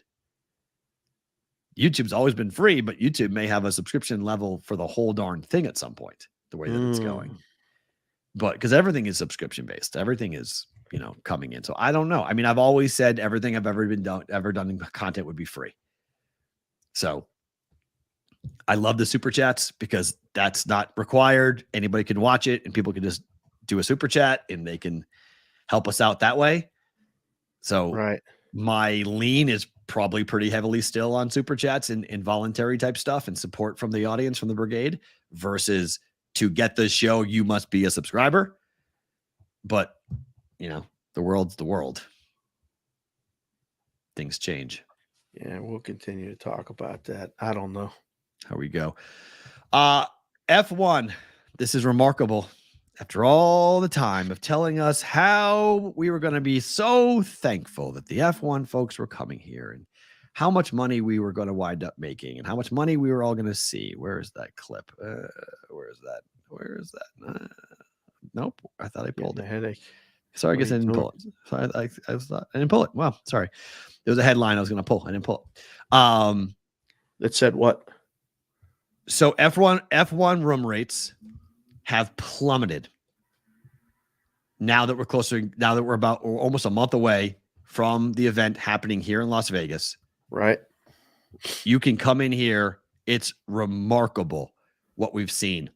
The link on November 2nd, 2022, the link was charging $2,694 for a 4-day stay. September 14th of last month, it was $1,395.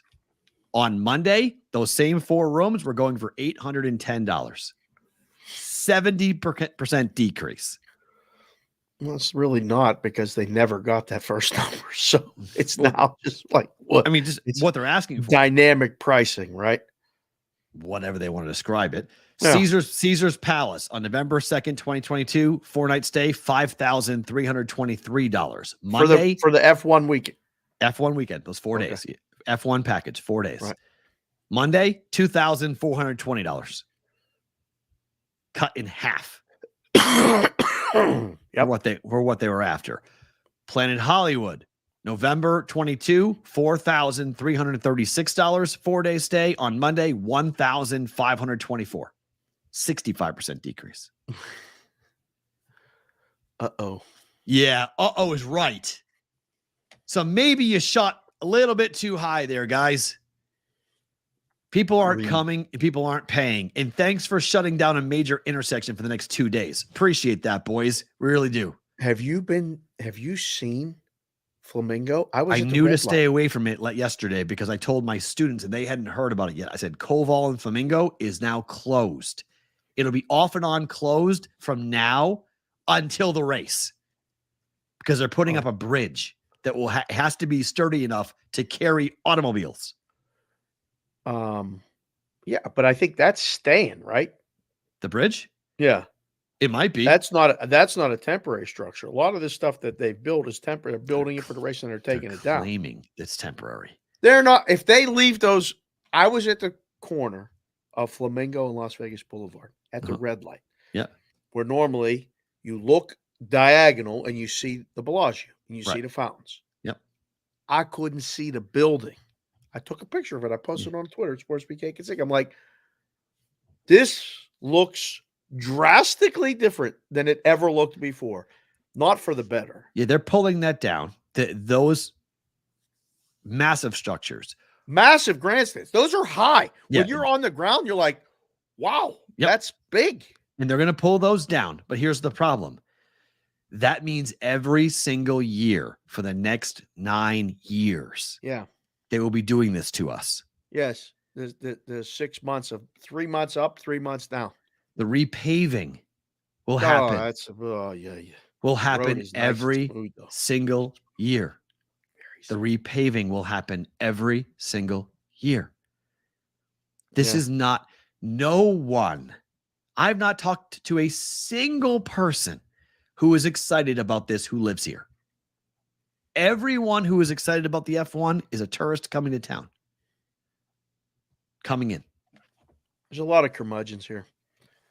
Oh, this is not curmudgeon. You have blown apart our lives and you have vastly under the community. At the last city council meeting, there was a person that stood up and really ripped on F1 and said, you have done a very poor job of explaining to the public just exactly what was going to happen and how it was going to happen and the way it was going to happen. Because did they know? Did F1 know? No. Well, they knew. Did they? Yeah. F1 had to have known. They knew what they were doing. They knew what they were going to have to do. They knew what they were going to have to install to do the race. And they didn't tell the public how dramatic this was going to be. We've gone through construction. I mean, I think people in the city planning office knew, but nobody else knew. The public didn't know. My neighbor knew. And neighbor Patrick's been telling me about this for months. He's been saying this is, I mean, he's working nonstop. I seen this guy like once in the last month. He lives diagonal, caddy corner from me. I used to see him every day. I ain't seen him in a month because he's gone before the sun comes up. And by the time he comes home, I'm either on the air or something. He's sleeping so he can get back up and do it again. They're working around the clock to make sure this actually happens. But dear Lord, like this is really, I saw a story that the apartment complex on Koval has to hire security staff to watch the gate open and close for the week of the race, right? So because they have to close the other two gates because the road's closed. So there's only one gate in and out of this 350 unit place down there, right? So he asked the security company that they had to hire 24/7 security so people don't come in. Only residents can go in and out. This is not a main gate. So it's an auxiliary gate that they now have to make the only main gate, right? This company said, yeah, we'll do it. $300,000. Oh, for the week? We want to hire 2 security guards to be 24/7. So, yeah, we'll hire 6 of you, whatever, so they can work 4 8-hour shifts or whatever they're going to work. Yeah, the guy said, we charge you $300,000. Like this F1 of the city. Who's getting charged that? Whoever the security service is, that's the price they quoted them. Right, but who's going to pay that? F1 or Las Vegas? No. The apartment complex has to pay it. Oh, God. Yeah. So, like, this is what's happening. Like, businesses are needing to get extra help. You're talking about these jobs and all this. So nobody from the city or F1 came in and said, "Hey, by the way, we're going to help you pay this." They came in and said, "We're this closing your streets. Closed. Your main in and out. Fugazi, it's all you. Like closed. Wow. Good luck. See you later." Boy. Yeah. So I mean, there There was no heads up for anybody that might have to change things. That's why the businesses pushed back and said, wait a second, you're going to charge us for looking at the street? Right. We're here. We've been here. We're going to be here when you leave. We ain't paying you shit. Oh, well, he tried to hustle us. Okay. And now they've done all this. Yeah, listen, you got to go down there twice a week to teach. My daughter's going down there every day. People that got to go down there. I feel for the workers. Right. I agree. 100%. The workers at the joints, at all the casinos, just the regular people. Their lives have been messed up for months. For a Their 3-day commutes event. went from 20 minutes to an hour each for way. 3 days. Well, they're going to be, it's going to be a huge national showcase. And I still don't understand. I don't know. I'm not an F1 guy. This Netflix thing and, it's changed. Everybody wants to watch it, all this other stuff. I don't know. I don't know how many people are watching it. Apparently it's really good. Sure, talking but about betting on it. Come on. The $200, It's yeah, it's Max Verstappen and that's it. But it's only got to bet on the whole damn race. But I don't understand when you look at the 3-day problems that they're going to have and the issues that they're going to run into, the economic impact has to be so dramatic. They're going to spend for a handful of people. Okay, but they're telling it everyone's going to get. They're telling the whole city is going to have a dramatic impact. It's a showcase event. Everyone's going to see it. Everyone's going to be in love with it. Okay, fine. And I'm sure when the race is going on, I'm like, that looks really cool. Driving past the sphere really fast at 200 miles per hour, it look really cool. I'll give you that. It's going to be neat. But who's it for? Right. It ain't for the locals. It ain't for anybody here locally. It ain't for the regular people. Period. Right. At all. So you're blowing apart everyone's people have life. These events in places they want to go. They come in and they get the whole thing taken care of, paid for, and then they leave. We're going to have a Super Bowl every 4 years. Is that for us? It's more so for us than this is. Yeah. This is not for us. No. Super Bowl has a legitimate impact. Super Bowl is going to be over a 2-week period. Super Bowl comes in, they do all sorts of events and things, and they make it. They're in the fabric of the community. F1's literally carpetbagging. They're just parachuting in, taking everything they want, and they're bouncing. Right. See you in a year when you got to do it all over again to get it ready for us too. So it's perfect for us. And everyone's saying that the paddock is the most incredible building they've ever seen for F1. And it's amazing. The start-finish line is going to be incredible. Somebody asked me, they're like, are you going to get a press pass? I was like, no. Out of spite, no. I'm just not interested. No, not going. Don't want to cover it. I'll watch it on TV. That's fine. I'm sure it'll look very, very cool. And I will celebrate when it's gone because then we can at least get back to some semblance of normalcy in this town until we do it again in 6 months. It ain't easy to get around right now. People found out there was a lot of people here downtown or, on the strip last week. And they were like, man, you guys weren't kidding. I watch your show every day. Well, thank you for watching the show. Hit the like button, hit the subscribe button. And if you want to talk about sponsorship opportunities, can we do that too? Thank you for doing that. But you guys weren't kidding. You guys been talking. We tell the truth on the show. It's bad. The traffic is bad. Impacts everybody. It's the people who are the ones who the biggest mouthpieces for Las Vegas, the people who cover it mostly on social, they all uniformly, and it's hard to find anything that makes people unified in this town. They uniformly blast the living shit out of this over and over and over again. Yeah. Saying, accounts like Vital Vegas, Las Vegas Locally, a whole bunch of Vegas Starfish, all these big accounts with hundreds of thousands of people who follow them for all their Vegas information. Everyone's like, what the hell is going on, guys? What is going on? They're like, we don't know, but this is a bad idea. This has been a bad idea. This was not well thought out. This is not something this town should ever think about doing ever again. And if it's Vital Vegas has said this is a one and done. I'm not so sure I agree with that. He thinks I don't know if it's a one and done. I was at the one that they did where they drove through downtown a little bit and then they did a straightaway in the back. And I watched it and I was like, all right, this is cool. They never came back. It was a one and done. This could be a one and done. It would be gigantic. I don't know where else but No, they it did can't this be. with a long-term plan. Yeah, it would be a brutal. They sold the long-term. I don't think it's a one and done. I don't think so either. I don't know, think- Mikey Awesome. If we could get press passes, they'd have to really convince us to go. I mean, and we'd have Yeah, to be, someone wants to pay me to go. Sure. and they'd have. I- To, I mean, they got to pay me pay to us a go. lot. Yeah, pay me to I'll go. go. I'll If go. if But you want to sponsor the show, I pay want us. Just- shuttled yeah. down. Like I'm not driving down there. To No, I park want a and all room. that I want a other room stuff. down there. I'll just stay down. I'm driving shit. I want a room there. I ain't going anywhere. I'm sleeping there. Fair. I'm sleeping there. I ain't driving back out here. No way. I'm driving 30 minutes, 2 hours there, 2 hours back. You want me to cover the event? Fine. I'm staying on a property somewhere downtown. I'm Period. with him. Period. We're staying downtown. Get us off. We'll be back tomorrow. If you guys are live on Sports Grid or watching on or listening on Sirius XM, if you are live on YouTube and Twitter, don't move. Time for bonus time.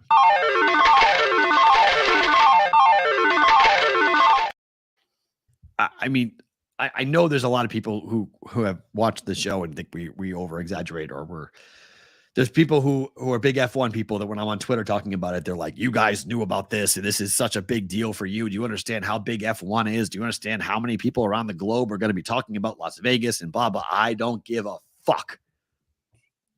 Okay? Make that perfectly clear. I don't care about how big F1 is. I don't get how amazing this is. We do events. That's what we do. We're going to have the Super Bowl. We have CES every year. We have G2E every year. We have these monster, massive global events all the time. They don't fuck our lives up like this. I've become numb to big events.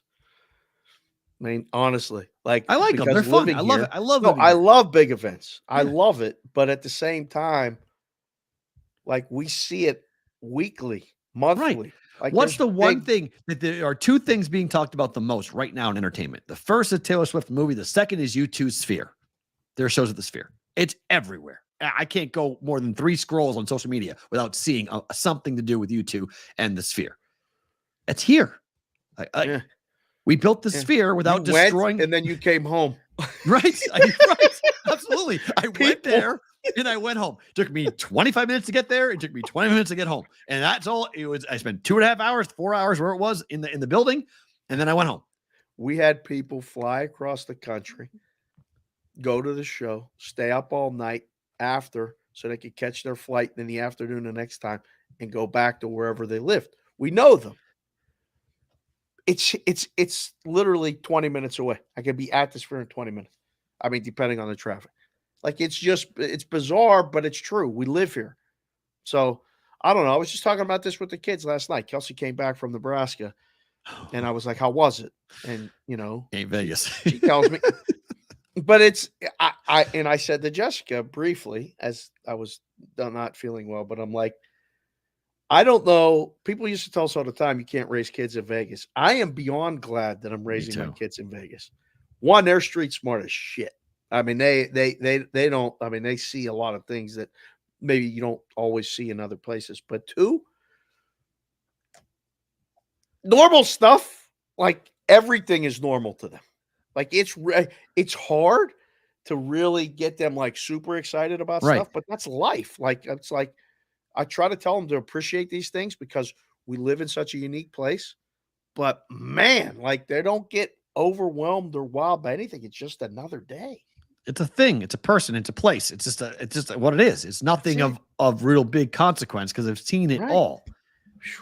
Events, concerts, big matches, big games, big events, concerts, or big conventions. Like seeing celebrities just randomly in a hotel. Like seeing famous people from TV is random. Oh, there you go. That's so-and-so. Oh, cool. Like there's none of that. Like, if you go to Nebraska, you go to Omaha, and I love Omaha, but like, that's why every concert at Chi Center sells out. If you're a big artist, go look at the number of venues in percentage of tickets sold. Omaha, Nebraska's Chi Center is in the top 5 every single year. They sell like 98% of all tickets available for every event that goes to the Chi Center. Oh, really? Incredible. Yeah. Because people in Omaha want stuff to go there. So if you go there, you sell out, boom, bang, huge events. College World Series, same situation. They want things to go there because things don't go there. Right. So when, I saw U2 there, U2 sold out like crazy. It was quick and easy. It was a huge event. Rolling Stones go and play there. Huge event. Big bands go and play. 18, 20,000 seat venue. Sells out, blink of an eye. Sells out quick. It's for the secondary ticket market. My friend Chad's been involved in secondary ticket sales in Omaha for the last 25 years. It's a huge business. Because that might be my next gig. Ticket sales guy. Oh. Yeah. Ticket broker. In this town too, man. He's good. I don't know if I'd be based here because I don't really want to leave, but we would do it elsewhere and stuff too. D Stout 19. As soon as I feel better, I'm going down to get your hats made, sir. I bet your kids don't get to see cows and crops, Dave. They can if they want to, actually, because we have a rural. If you drive down to Arizona and you go to northern Arizona, is all farmland. People don't. What about that. Logandale? You go up to Utah, Logandale. They go to the girls go to that something farms, right? What do they call it when you do a community day, but like for a farm place? A CSA? No, a festival, like a fall festival or whatever it is, but they go and they do like cow judging and they do all this stuff like they would do. State fair? State fair. Logandale State Fair. That's what it is. Right. They go up there and I have yet to go. I've avoided it. Oh. I'm like, no, I'm busy. Nope. I got to watch a game. Nope. I got a show to do. Well, we go to Iowa during if we go to Iowa during the Iowa State Fair, you need to go to the Iowa State Fair. It is something everyone needs to see it. Addison, yeah. The Iowa State Fair is amazing. The butter cow alone is worth the flight. See, I'll take your word for it. Like, at some point, I like this, I will be so underwhelmed. I think. No, you won't. No, you won't. You'll just stare at that. You'll just stare at it and go, seriously? What in the actual fuck is that? That's what you do. That's what you'll do. You'll just stare at it. You'll be like, they have a gigantic refrigerated glassed-in structure with a cow. I don't know how overwhelmed I would be by any of that. No, you think it's very weird because it is very weird. It's very strange. Northern Arizona is beautiful in the fall. The juice, you're right. They deep fry everything. Everything. My heart doctor's not going to like that if I go do that. But that's true. So yeah, I don't know. Hold on. Time for better to book it.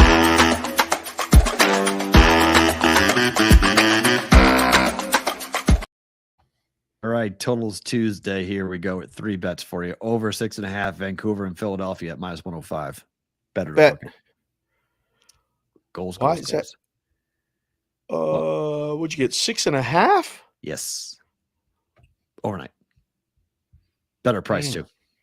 Over 6. Yeah, it is -105. I was going to say 6 over. You got to lay 20 juicy. Now if you go 6, juicy. But I'd rather go over 6. True. Me too. Extra juice. But more juicy and less juiced if it falls 6 and it pushes there. And I'm at laying a lot. Over 6.5 for Winnipeg and the LA Kings. Going against the trends here with fading Hellebuck.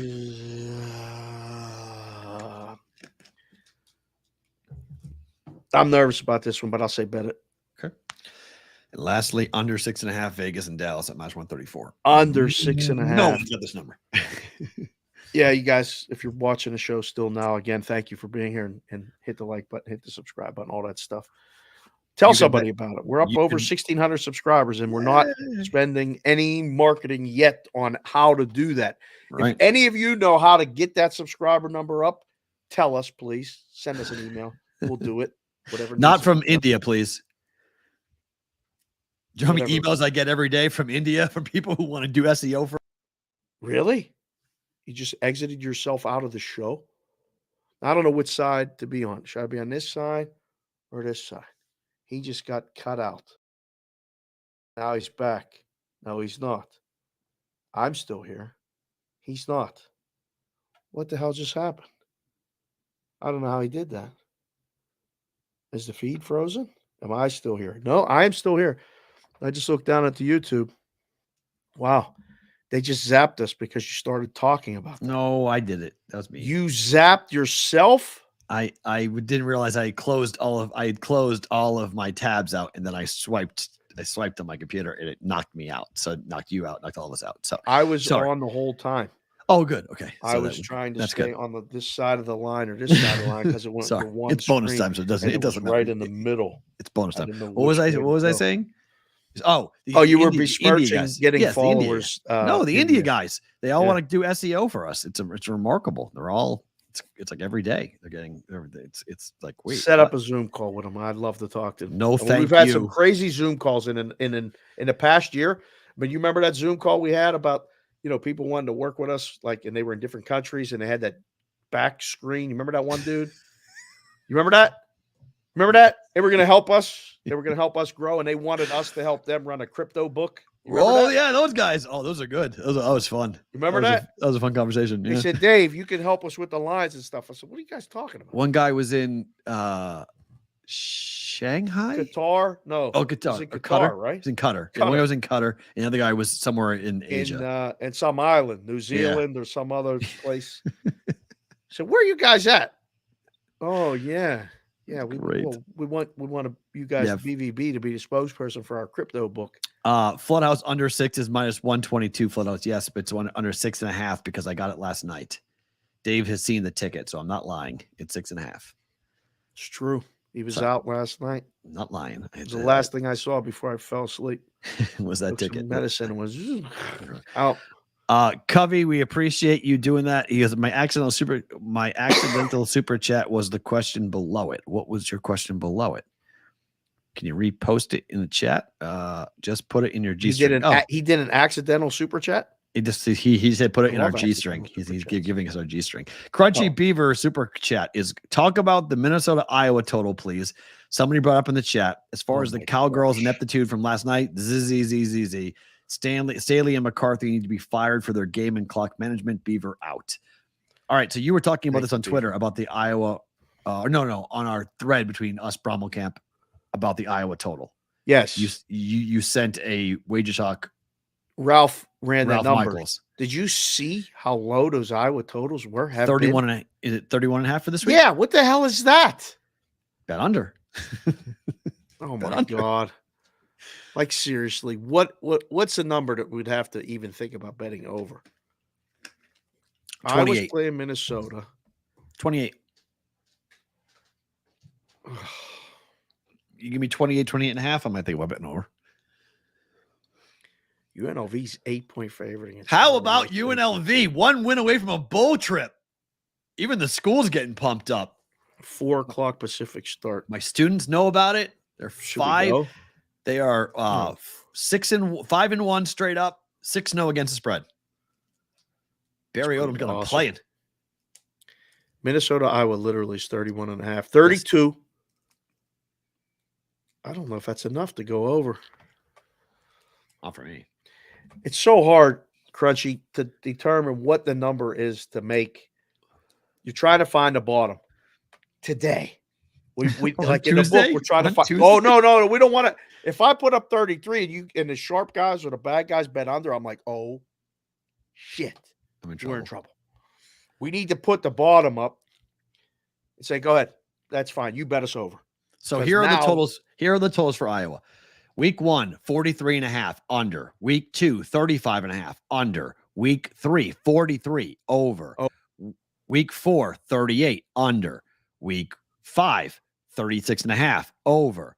Week 6, 38.5 under. Week 7, 34.5 under. Yeah.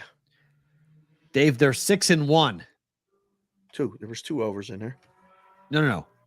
Just overall record. Iowa's? They're 6-1. How about that?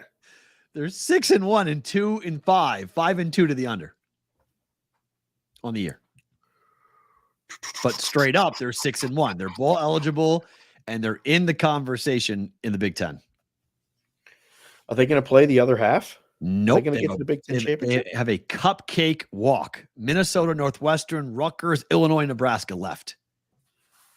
So I was going to be in the Big Ten championship. They very well might be. And they're going to play They're going to play Michigan, and they're going to be 45-point dogs.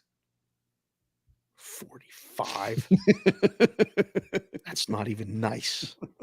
It's wrong. It's not that far away from being accurate. I mean, it's going to be a lot. It's not that far It's away. going to be a lot. They're going to get housed. What if they're playing Penn State, though? Same thing. They already played Penn State. 31-0 was the final. So I'll be right back. What do you make the number? 31, 35, 40? I mean, what do you want? I mean, it's one of those. Look at the schedule here for Big Ten. Standings here. So Big Ten standings at the moment.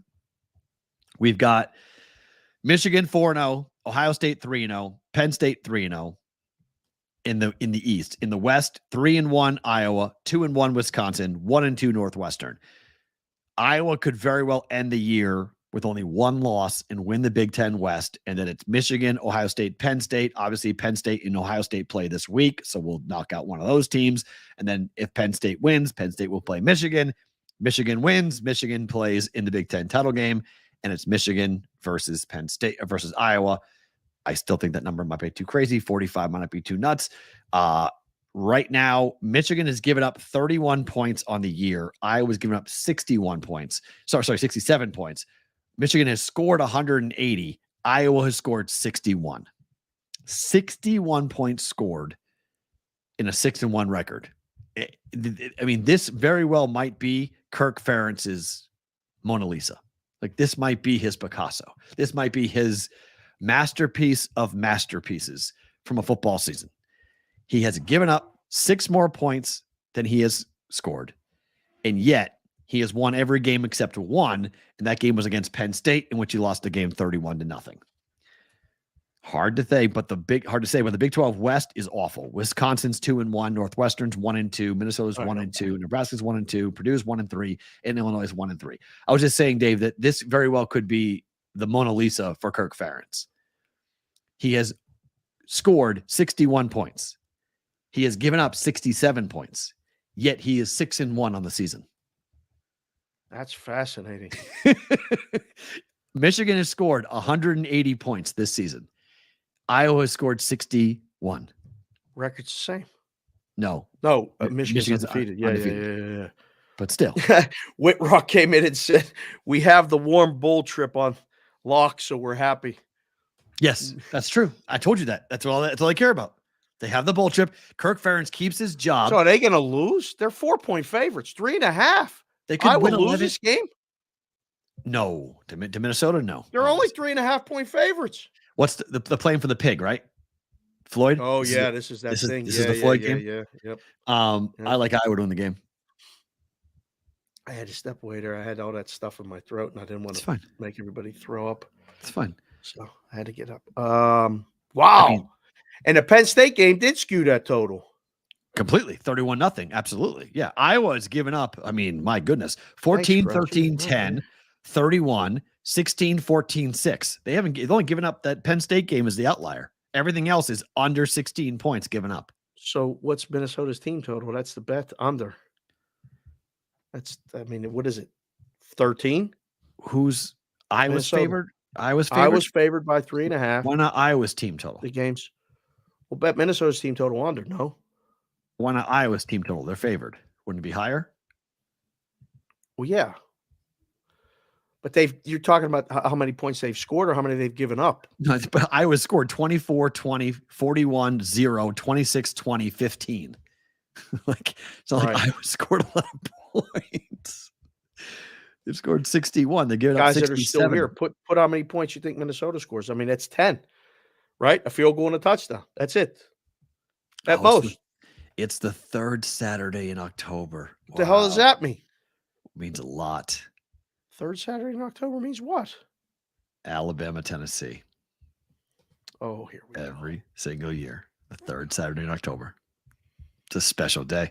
It's a special weekend. It's a lot of fun. I love this weekend. You and I watched the game together last year in the MGM suite, watching that.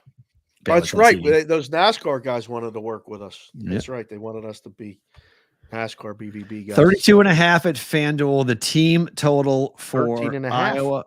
Minnesota 17 team total. Thanks, 13.5. Bet. Yep. Wow, under. Why not Iowa 17.5? Bet that under. What if they get a special teams touchdown? Maybe pick 6 potentially. Right? It is Minnesota. Minnesota team total under 13.5.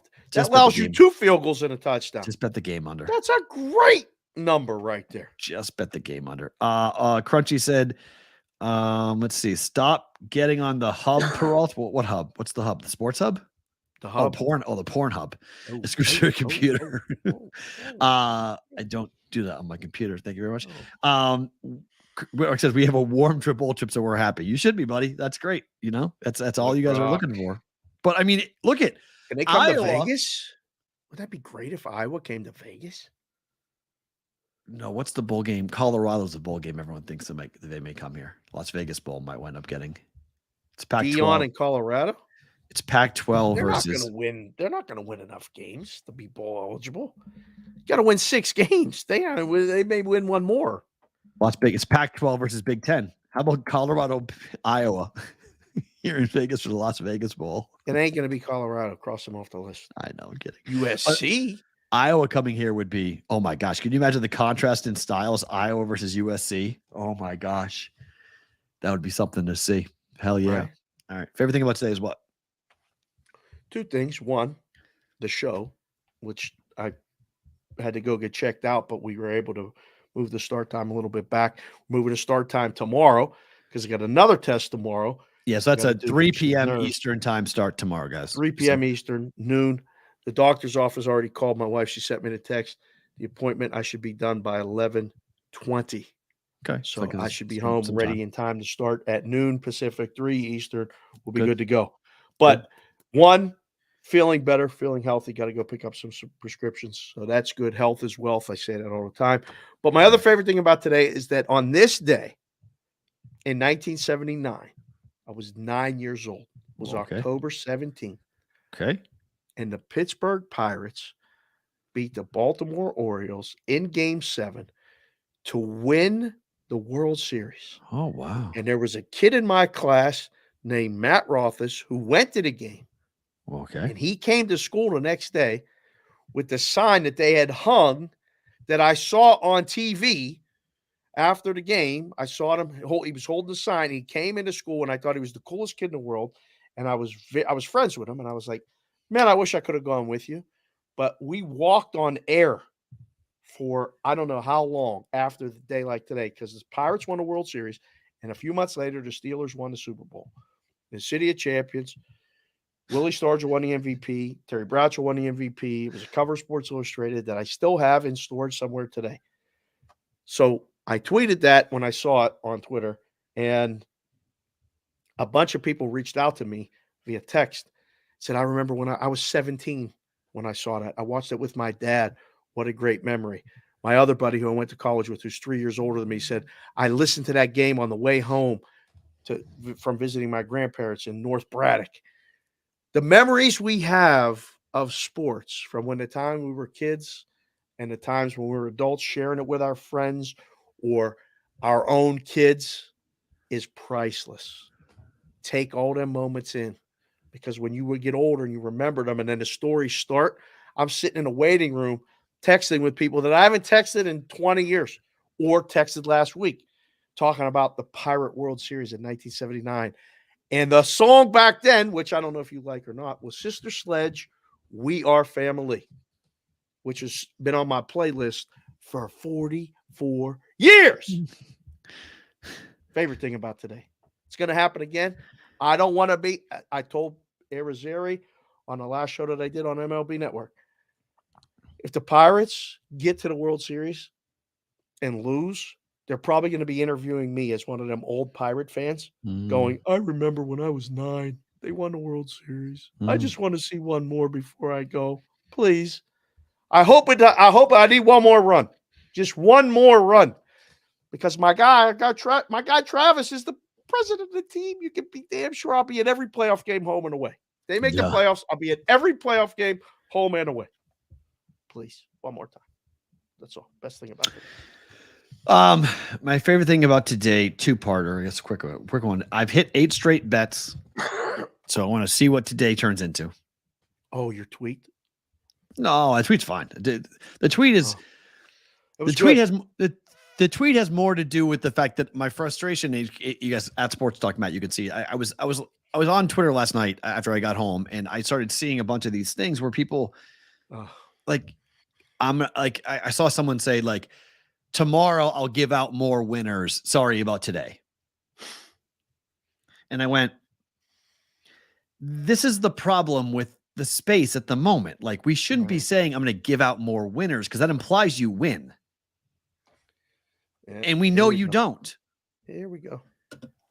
And I'm not implying by saying I do. I'm not by saying that. I'm not saying, well, Matt, do you win? And look, I lose as much as anybody else. My juice picks have done fairly well. I'm up 33 units, I believe we are, since I went back to the juice. So I've had really good runs in certain sports. I've been super hot in the NBA and really hot in college football, and done decent in other sports, been bad in things like combat sports and whatnot. But I know what's happening and what's coming. I know that there's going to be a week where I'm going to lose 10 units. I know there's going to be a week where I'm just going to be falling on my face. And so I never want to say I give out winners. I just give out plays or picks or the bets I'm making.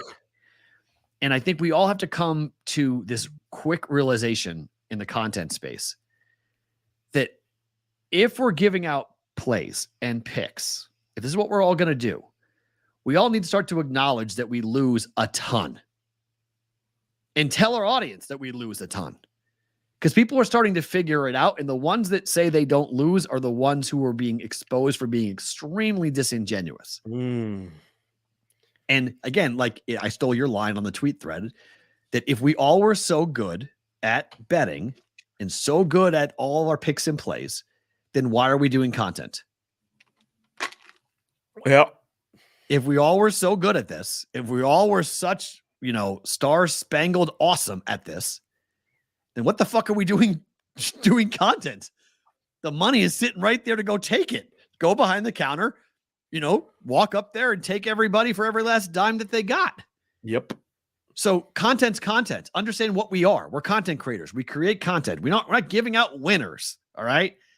This has to stop. And for everybody, handicappers, TV people, radio people, social people, digital, this has to be, we have to police ourselves, because clearly there's not going to be any policing done by anybody else. It's not going to happen because too many people have made couch industries out of, and made careers based upon this charade. Right. Walking and talking and giving out picks and plays without any explanation. Where'd the pick come from? Where'd it come from? That doesn't even matter. I mean, you can make a case for a pick on either side, but the whole thing is just go bet then. Yeah. Because for the people to do it, it's almost an insult to them that you're going to be the content guy giving out the picks and you're only giving out winners, because there are people that are grinding, ghosts that are killing themselves, living a very unhealthy lifestyle to get a better number at 10 o'clock at night, like you did, that actually do win. It's very small, very, very small percentage, but they're working. Right. I told you, I did it for 1 year, made $88,000 gambling while I was working and raising 2 kids and trying to figure out my life after my dad passed. It was the worst year of my life. It was the hardest year of my life, And then the following year, as things started to go bad, I had to call the 800 number and say, my wife was like, "You're calling 800 number. You're gambling too much." Yeah, you're right. Let's sit down together and do it. It ain't easy. It's hard. And there's people doing it. So it's kind of disingenuous. It's very disingenuous on people's parts to say, I'll give out winners. I mean, you can say it.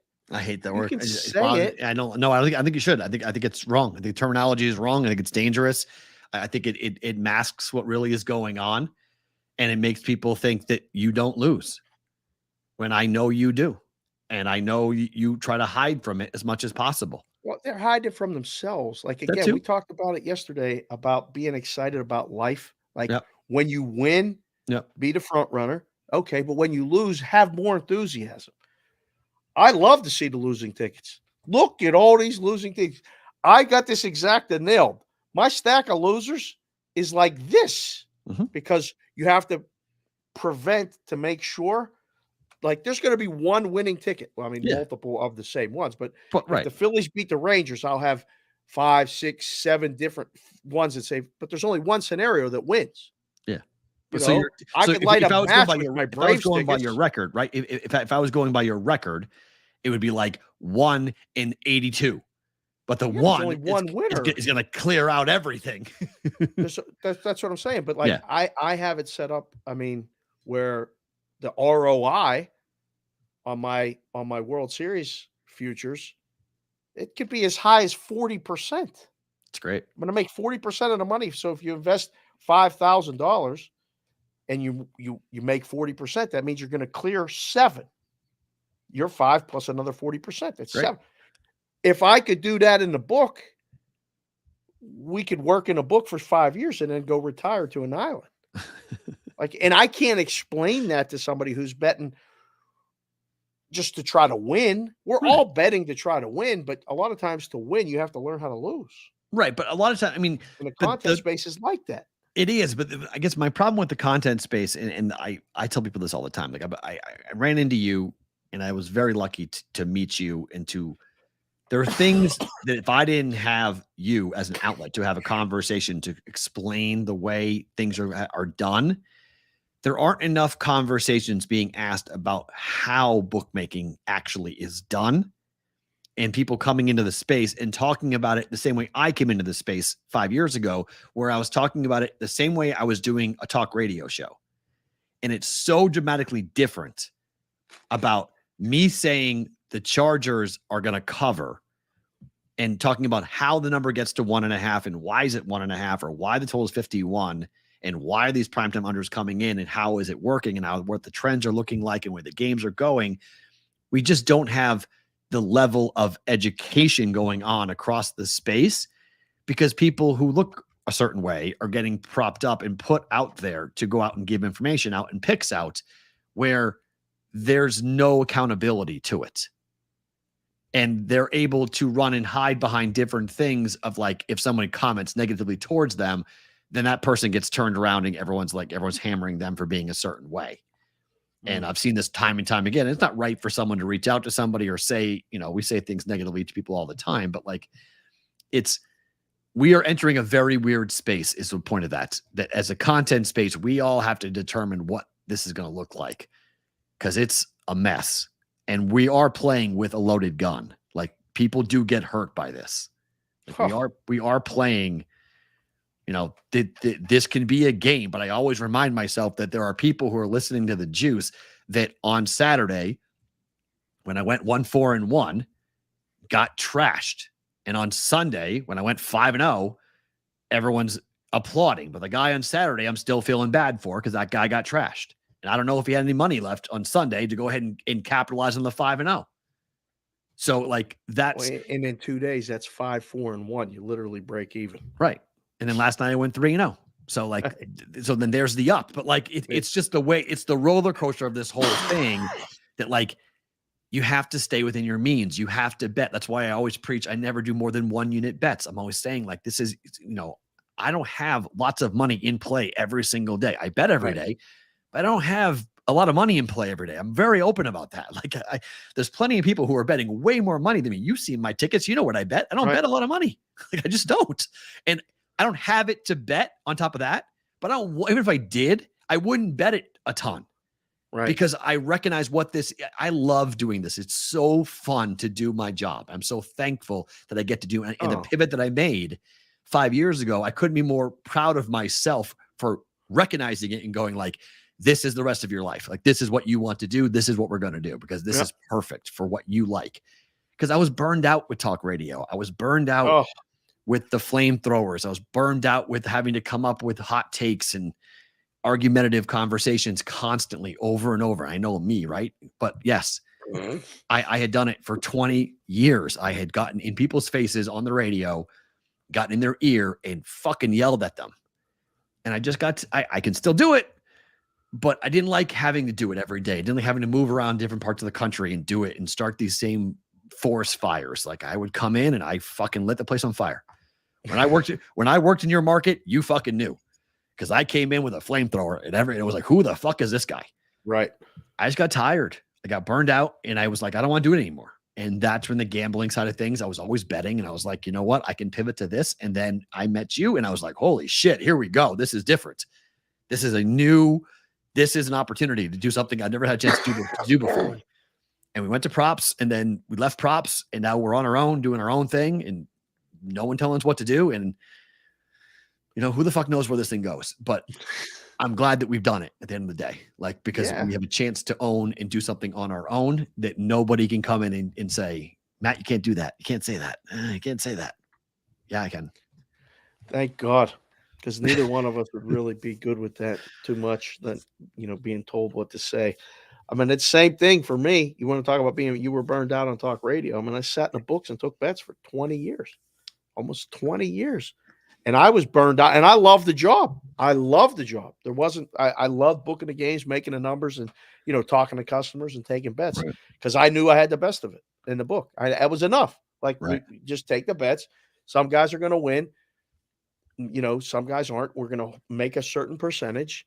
And when we're really good at our job, we should be rewarded, which we weren't. But I was burned out too. And I mean, the stroke literally changed my life in a positive way. Stroke saved my life because I would still be stressing and booking the games and making millionaires, billionaires, and being frustrated with the inability to really get paid and not liking the job or the company I was doing it for. So us doing this is, I take pride and personal responsibility for every tweet that I do, every show that I do, every time we talk. We're always thinking like that somebody's watching, even when no one is. I don't know. I mean, at some point, somebody in this space is going to have that kind of accountability. And you're talking about it like, there's people saying a lot of stuff and they're not held accountable, which again, it's not our job to hold them accountable. You just won't get that on this show or on our feeds or on our socials or on our shit, because me and you hold each other accountable more than anybody. True. Your personal importance is one, but like, there's times I'll say to you, you can't say that shit. And you'll be like, what are you talking about? And then we'll have a good conversation. Right. You do the same thing to me. We go back and forth. We got to this point, and I think it's reflected in the numbers and the people that are talking to us about doing more. So again, we're thankful for all of it. Yeah, but they're afraid. I mean, it's this industry is being fed like we're eating on cookies and ice cream. Okay. There's going to be a time where all the sweet shit catches up with us and we're going to have health problems because of it. Like there's just too much sugar going on right now. Okay. There's just too much. The diabetes is coming to the industry. Oh boy. And that's not good. And I think there's a lot, I think what separates us from a lot of different shows and what we're trying to accomplish, what we're trying to do is like, we're just trying to talk about, vegetables. We're trying to talk about real things that will sustain you. And it's always fun to eat your vegetables. It's way more fun to do a fucking 8-leg parlay, same game parlay, and go ahead and bet $10 to win 200,000, whatever the hell the tickets that are out there. But when people ask me for content space, Matt, will you do a same game parlay? No. Why not? I don't bet them. I don't recommend them. I don't want to do them. Yeah, but the books really like it, Matt. Are you telling me I have to do it for my job? Right. Well, no, we would like you to do it. Then I don't want to do it because I don't recommend it. I don't think you should parlay two things. I do teasers because they're fun, but I don't really think they're smart. I know there's plenty of math that goes against my teaser philosophy, but a 2-leg teaser is not a 7-leg teaser or a 6-leg teaser or some of these 4-leg prop parlay things that people are pushing in the industry. Yeah. Like the math, when you sit down and explain somebody the math on the things that are being publicized and pushed, it's like a light bulb goes off in their head and they're like, wait, that's really dumb. Yes. Like, would you want to try to jump across a 5-foot, bridge? There's a bridge is out. It's 5 feet. Can you make it? It's a hard make it, but I might make it. What if I make it 15 feet? Can you make it? I don't know. Maybe if I had a car or something and running really fast. Yeah. Okay. What if it's 30 feet? How far do you think you can go? You can't make it. And you'll never make it. No. So doing 8, 7, 6, 5-leg part, you're never going to make it. Okay. Like maybe one person out of 5,000 make it because they had a rocket pack or something and they got really fucking lucky.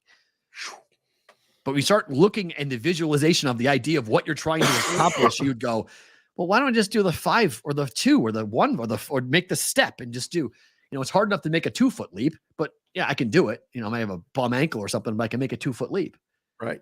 Like this stuff's hard, man. This stuff is, No one has Biff's almanac. No one, I mean, no matter how sharp you are, no matter how much you think you are on the right side, I have the best number on the planet at FanDuel, 6.5 for the Knights tonight. 7 goals can be scored very easily. 4-3 can be the final score very easily. Very, very easily. You know what's going to happen after the show today? It's going to be 3-3 and go to a shootout. Yeah, and I lose it 4-3. Yeah, I lose 4-3. It 100% can happen. You can do all the work, have the best number, be in the best position, sit there with your beautiful CLV and kick your heels up, and you fucking lose. And what do you do? On to the next one. That's what you do. You turn the page. The best thing the Daily Juice has taught me is that type of being a goldfish. Run around that little plastic castle, and we're doing it again. Like nothing happened yesterday. Just come right back out and again and again and again. And you go 2 days, 3 days, 4 days. People ask me all the time, how do you handle losing? It sucks. I try extremely hard. My daughter knows when I'm losing, and I've tried very hard to stop her from ever knowing. Because she'd see my mood, and she'd be like, Daddy, how many bets do you lose today? Right. I don't like that.